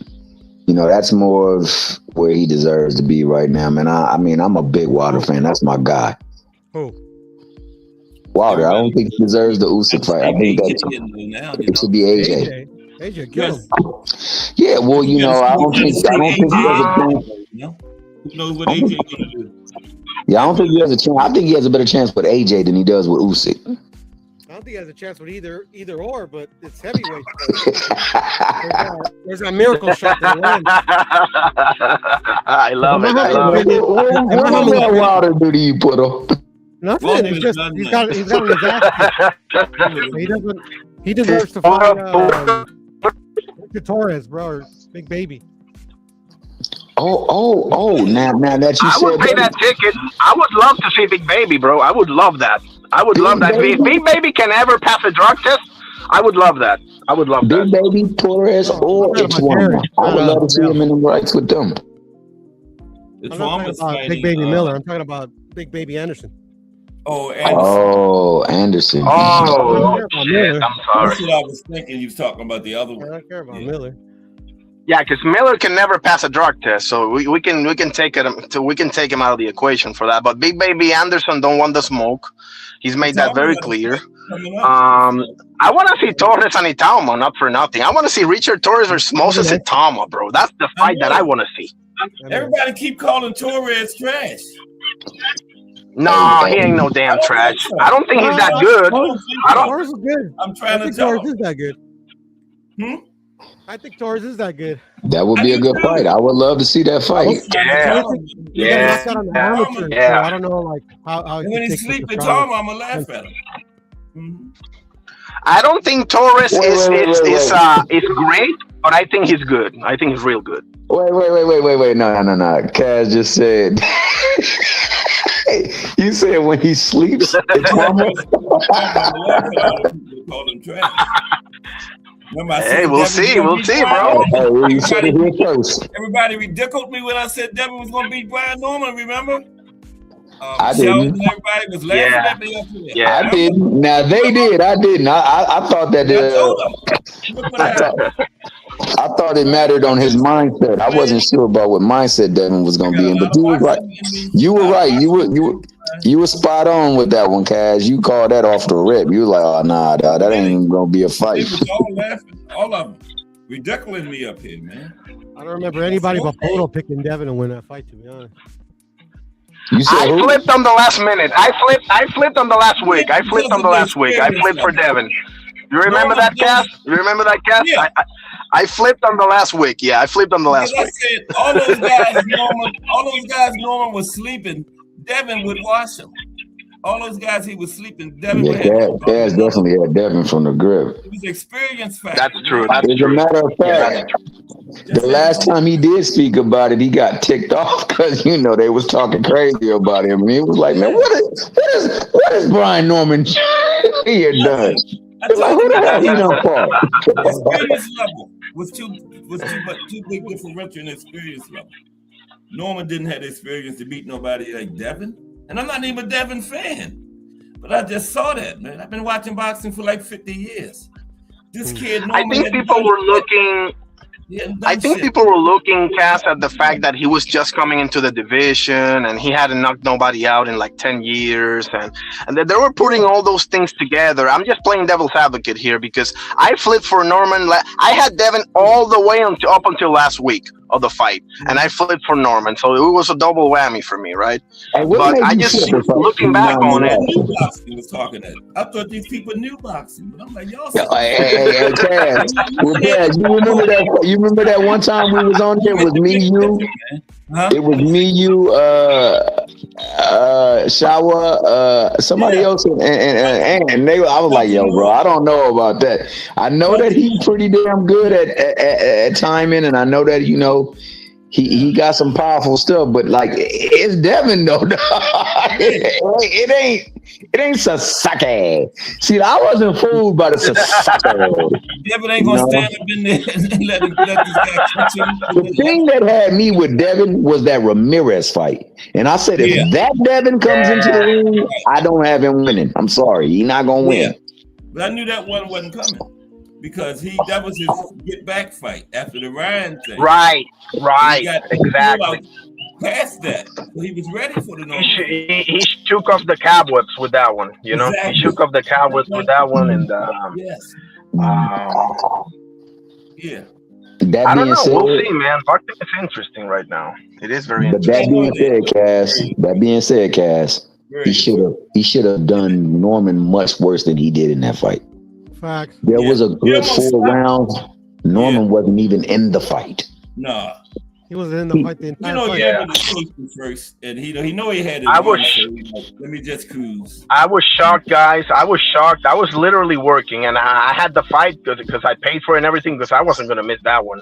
And when he dropped them, bro, my jaw dropped. I can't remember being so shocked. I was shocked. I couldn't believe it, bro. I didn't expect that either. I want to make this statement because I heard what Poto just said. I think that like after 4 rounds, after that knockdown, he started throwing some punches and started getting a little bit more confident. I didn't think that he totally was a threat to Devin at any point.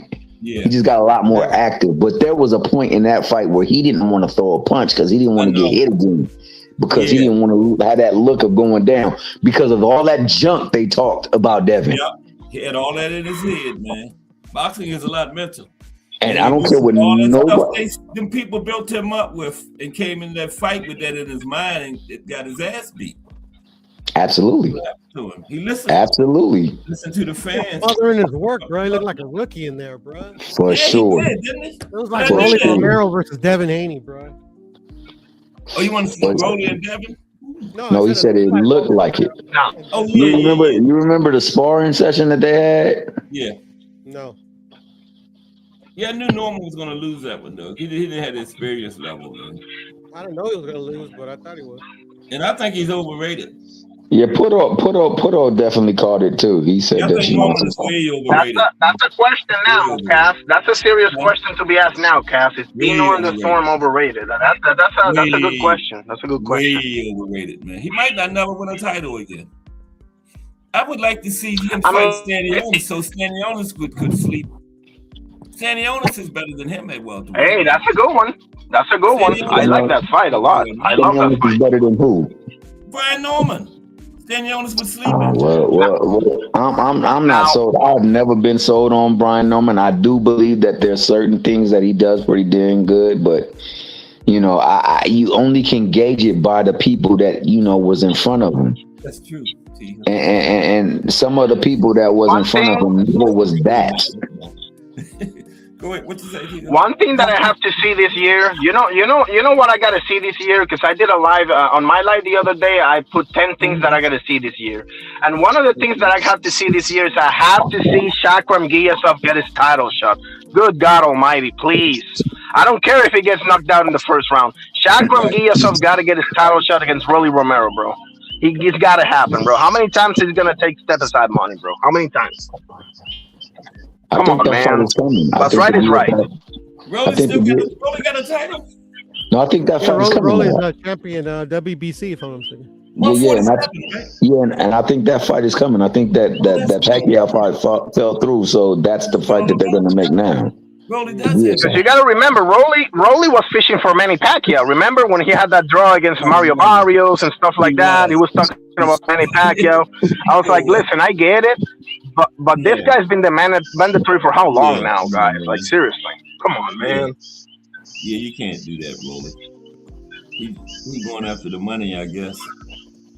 Everybody's trying to go after the money, and he's a player now. He came back, and you know, Mario Barrios let him breathe. Yeah, after that. So everybody now wants to make money because they believe he'll beat people. Because a lot of people. I'm sorry.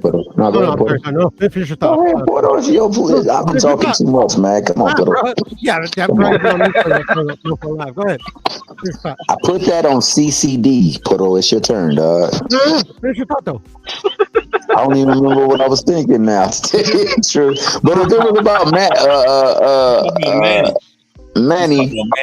Yeah, I think that because Manny has a lore of years gone by, that they believe that he can still catch fire, and you know, whatever the fudge happened between him and Barrios made it even more believable. So they feel like, you know, we could put him on the card with somebody and it's gonna sell because it's Manny and people love Manny.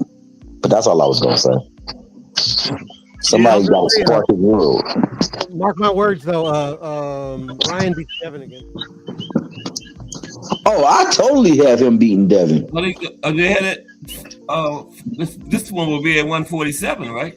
Yeah, but I mean, Ryan's got to beat Barrios, and exactly. That's coming up. I think Ryan's gonna beat Barrios, but like, if you lose It's to gonna be Rolly, tough, bro, right? you can lose to anybody, bro. But see, this is the thing. Rolly's improved, bro. Rolly has improved it with Salas, man. This isn't the Rolly with Bullet back in the day, you know. I think Ryan kind of. You didn't think he looked better? I low key think Ryan beat Rolly too. You do? He was looking past Rolly too. Oh God, bro! If it wasn't for the knockdown, bro, like, don't get me wrong, like literally, like I think Rolly deserved the win, but bro, like I don't think he won. I get what you're saying. I get what you're saying. To what the Devin fight they was talking about so much, and trying to look past Rolly. Watch that fight; it was horrendous, and like literally, like bruh, like I think Rolly landed. I kid you not, like 7 shots to the head the entire fight. 7, and one of them was that fucking knockdown. And they were paying so much to Ryan and Devin. Now I'm gonna give credence to what Porto said, man, because I think me and Porto are the only ones that have the freaking Canelo Bud fight closer than what everybody else has it. I don't see Canelo getting destroyed in that fight. I thought that he definitely lost the fight, but it wasn't a total destruction like everybody else. He got destroyed. No, That shit was a crappy fight too. I ain't gonna lie, bro. I picked him to win it. You picked Canelo to win? You remember? I did too, but I thought he was gonna win because they was just gonna give him the fight. I thought that Crawford would win about 8 rounds, and they still give it to him. But I didn't. I thought that the rounds 10, 11, and 12 would be more hotly contested, so you could see how they could give it. Because I'm gonna be honest with you, rounds 1, 2, and 3 you could give to either one of them. Mm-hmm. I thought that Canelo did better in those rounds than I thought Bud did. I thought 4 was clearly Bud's. I thought 5 was clearly Canelo's. I thought 6 was Bud's. I thought 7 was Canelo's. I thought 8 was Bud's. I thought 9 started off Canelo, but then something happened and then Bud just took the rest of the round. And then from that moment forward, I thought that, Bud was able to do a lot more in that ring. And then 10 and 11, I thought that your boy Canelo just at a point was like, I'm done. I'm not. What was your final score, Teal? For it? I had it either 7-5, 8-4 Canelo. Okay. I mean, not Canelo, Bud. 7-5 or 8-4 Bud. My bad. I thought it was a pretty good fight, I enjoyed it. Been so much better. I thought it could have been so much better, though. I thought it was crappy. I thought the last 3 rounds should have been spectacular, and they weren't. I put it on Canelo. I'm not gonna lie though. I put it on Canelo. It totally was on him, though, man. It totally was on him. Because, everybody knew what the fight plan that Bud was gonna fight. Right. He was moving up 2 weight classes, bro. And I'm not one who say he was about to knock him out, dog. I don't think he ever hurt Canelo in that fight. Nah, he wasn't gonna knock him. I think he had him perplexed, and that was it. Nobody knocks Canelo. I don't think. Yeah, I agree with that. I agree with that. To be honest, the very few toe-to-toe exchanges, they look sloppy. Sloppy as all hell, especially from Canelo, bro. Canelo didn't look good in that fight at all. I'm not gonna lie. Yeah, he did. And a lot of that was because of Bud, though. I'm not gonna hate. He was never close to being knocked out, though. Nah, and that's the thing that kills me. These people, man, you didn't see him having wobbled? I said wobbled. I didn't see that. I was like, bro, you ain't never, you seen him get hit and he looked like, damn.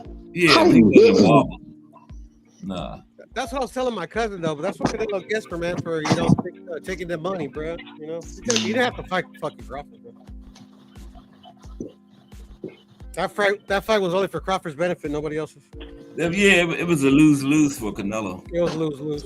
Yeah, it sure was, because you don't get no points for winning. I mean, everybody thought you were going to win anyway. Nothing for win. They would have said you were supposed to win it. It was a lose-lose situation. And come on, bro. I wouldn't have took the fight. I'm not so sure about that, guys. I'm not so sure about that, guys. Because if he beats Bud Crawford, bro, he takes the O away from Crawford. He finally beats a slick American boxer. Finally. He already did that. And he already did that like 3 times.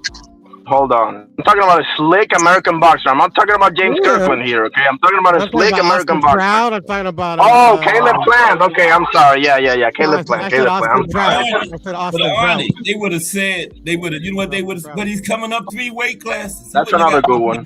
Danny Jacobs. I don't think he would have got. Come on, man. You know Bud Crawford is head and shoulders above all these dudes, bro. You know this as well as I do. Size difference, though. He wouldn't have got his full credit. I don't think he would have got his. I don't think he would have got his just due for that fight. I think that it would have been. I think it would have been a good win because I don't think that Crawford is chump change. I think he is a really great boxer. I really believe that. Yeah. I think that. Crawford, I think he's a great boxer. No, but he was that before he beat Canelo. Yeah. That's what I'm saying. He didn't need Canelo. Undeniable. Yeah, it's undeniable. That was the icing on the cake, but he was already great. Yeah. That was the icing on the cake. He didn't prove anything.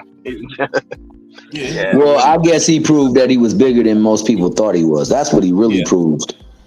Because in that room, he didn't take free money, bro. He doesn't take too much. Like, it doesn't make no sense.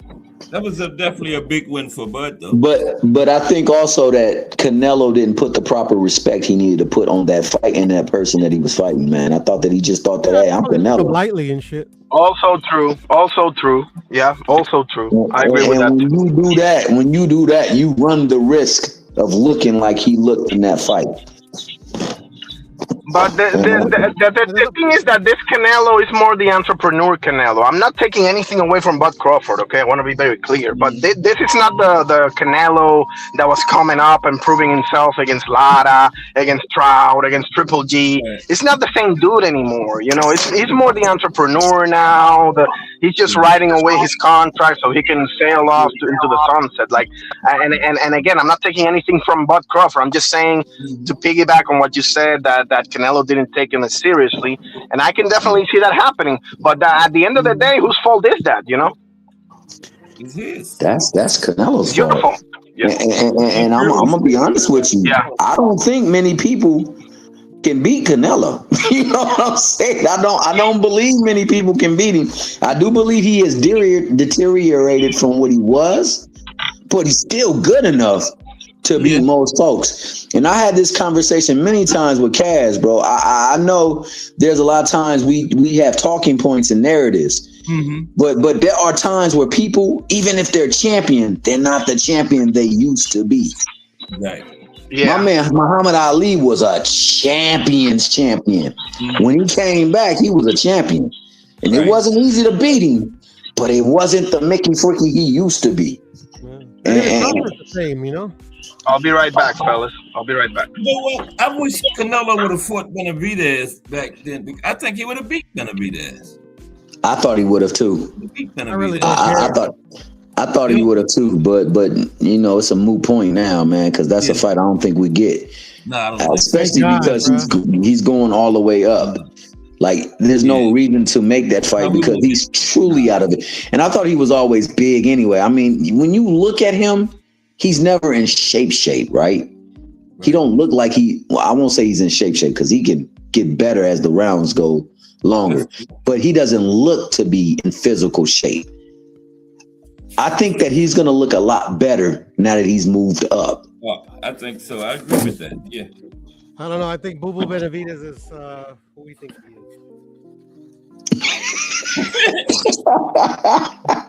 Like I said, that's my man Puto, man. You know, Puto and Benavidez, they don't mix with.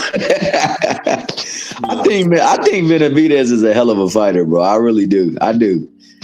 I think that if it was Benavidez back then, when Benavidez could have done what he needed to do to get the fight, I think that Canelo would have won that fight.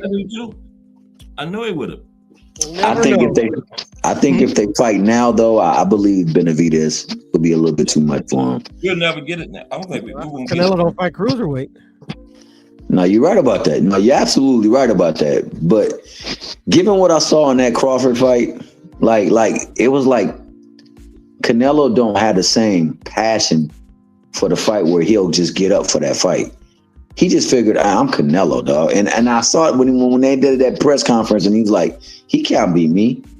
He has never fought no Canelo. He's just not Canelo. I'm like, yo, wait a minute. What are you talking about?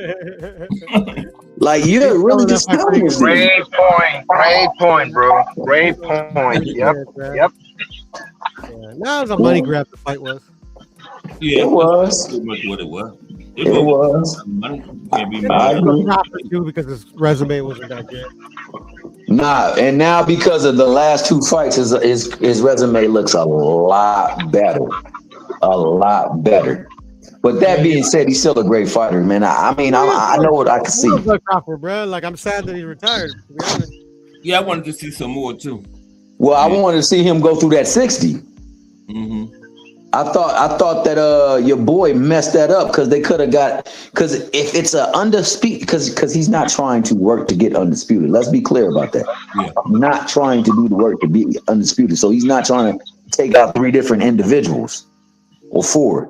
But if I can get him on 1 or 2 fights, I can do that. And 60 presented that for him if your boy wouldn't have popped dirty and did whatever the fudge he did. He would have messed it up. I know, wasn't that something? And Hell yeah, man. I thought because the allure of that, because he's not gonna, let's face it, he's not gonna get the money that he feel he deserves. He's not. He ain't even getting in that fight. I don't care what nobody say. He ain't make no $50 million. no. Canelo. I mean Crawford. No, that's what they say he made. Nah, dog. I think that's what he made. I think that's what he made. Nah, well, if he did, because they didn't do that great on themselves. Yeah, they did. They did? What was the numbers like? They broke. It was the most watched championship boxing match this century. Damn, I didn't know that. Wow. So what fights are in this century? You got Floyd Manny and Floyd and Oscar. Floyd Manny, Floyd Oscar. You got Floyd There's Canelo, Floyd Canelo, Canelo. Yeah. Canelo Triple G1, 2. Mm-hmm. You got Miguel Cotto on Canelo. Yeah. You got Plant Canelo, Pacquiao, Floyd, Pacquiao Floyd, Yeah, man, that fight. Conor McGregor Floyd. and it broke those records. Yeah, Conor McGregor Floyd. Yep. I just read it today. It broke those records. I didn't know that. Wow. Damn. That's saying something there. Man. Canelo. Crawford Canelo broke all the records. Yeah. Yes. I'm gonna have to look that one up, man. I didn't know that. I thought that was Me neither. Let me see how they put it. Floyd Oscar. I had no idea. Canelo Cotto. I had no idea too. 'Cause, you know, Wow. Floyd Conor McGregor. That's a lot of people. yeah, Floyd McGregor made a lot of bread too. Oh, yeah. Oh, okay, I'm sorry. Here, let me rephrase. The Canelo Crawford boxing match became the most viewed men's championship fight this century. Wow, that's still saying that. Most viewed men's championship fight. Yeah. Because I believe the only one bigger than this fight was Mike Tyson, Jake Paul, but that wasn't for a championship. Yeah. Oh, right. Yeah. And Floyd Conor McGregor wasn't for no championship either, was it? I don't think so. No. I'm sorry, brother. Floyd Conor McGregor wasn't for no title either, was it? Floyd Conor, Yeah. no. No. Okay. Because that was a pretty big one too. For an MMA guy, that was a lot of people watched that one too. That was like top 5. Floyd Conor McGregor. Hell, in the top 10, I think Floyd had about like 6 or 7 of them bad boys. He sure did. Mm-hmm. That boy, he set the standard. That's why everybody talk about his name. For a title, yeah. Floyd Canelo was for a title, wasn't it? Yeah. Floyd Canelo, yeah. It was a Yeah, it was unification. for a time. Okay. Unification. Right. That's right. That's true. Yeah, it sure was. Saying something. The most watched men's championship fight. Wow. So yeah. It was well watched.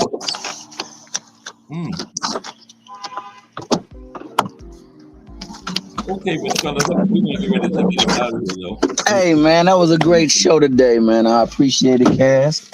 Thank you for letting me come up, man. You know, I know at times I can be a big ass disruption, so Oh no. appreciate you, man. Yeah. I seen all these names in here today. You and Pharaoh. Appreciate you, Cass. Real. Boxing, Arnie. Where you been at? Wow. Yeah, I've been really wild in the game. Everybody have a nice, prosperous New Year. I guess you been still coming on at night, Boxing Arnie?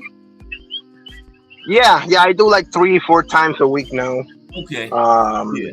Probably gonna go later. Right now, I got no electricity, so we'll see how that goes. But if it comes back, bro, I'll definitely come. You had a hurricane or something down there? Nah, a little bit of a storm, and I'm in the okay. backwoods, so yeah, I get the short end of the stick man. usually.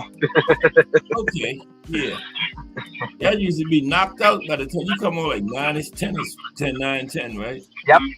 Yeah. Exactly. Yeah. I'm gonna try to catch it. I gotta catch some of them shows. Appreciate it. Yeah, you definitely got to catch it, man. You got to get on that panel too, brother. Oh, I've been up there before. I know.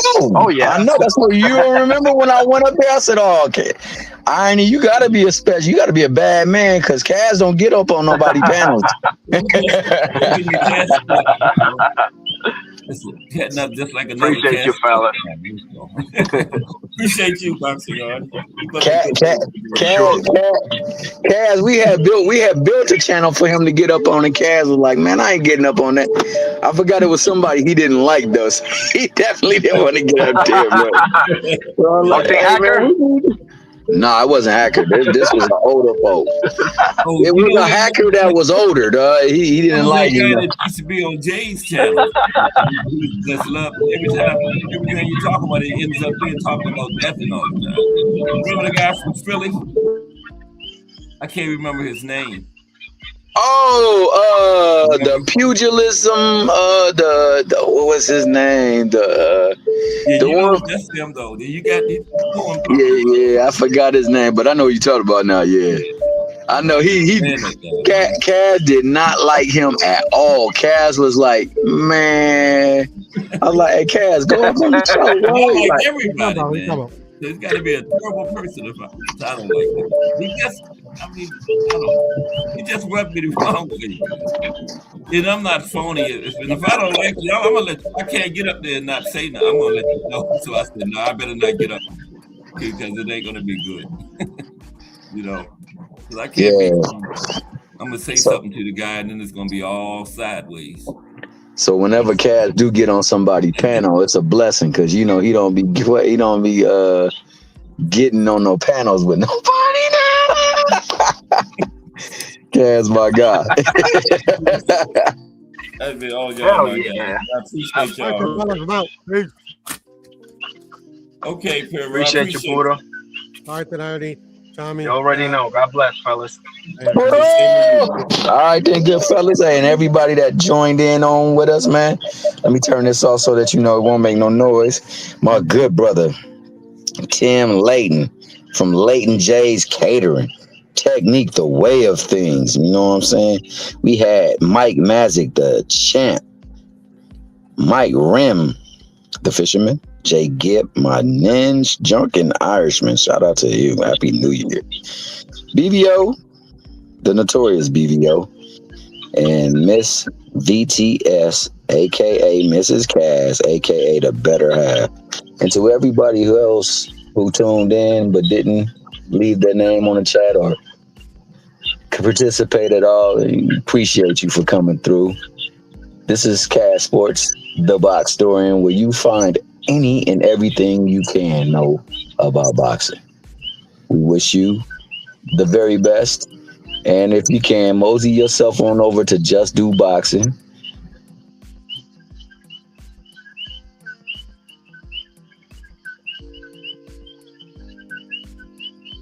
Kaz Sports, the box story. Tune in. Until then, I'm on the next one. Appreciate you, bro. Appreciate you, Kaz. And I haven't been that frequent because my work is now conflicting with the schedule that you go on live. Okay. But if anything, bro, I'll watch it back or I'll listen because I can't sometimes. But whenever I can, bro, I'm pulling up, bro, because you're my dude, bro. So all the best to you and your family, bro. All the blessings and keep it up, brother. See you soon. Okay. Take care. And everybody in the chat too, because when I'm in the phone, I can't look at the chat. So everybody in the chat, God bless you all, and I'll see you soon. Take care. Okay, take care. And always appreciate Thomas Hill, the legendary Thomas Hill. We out.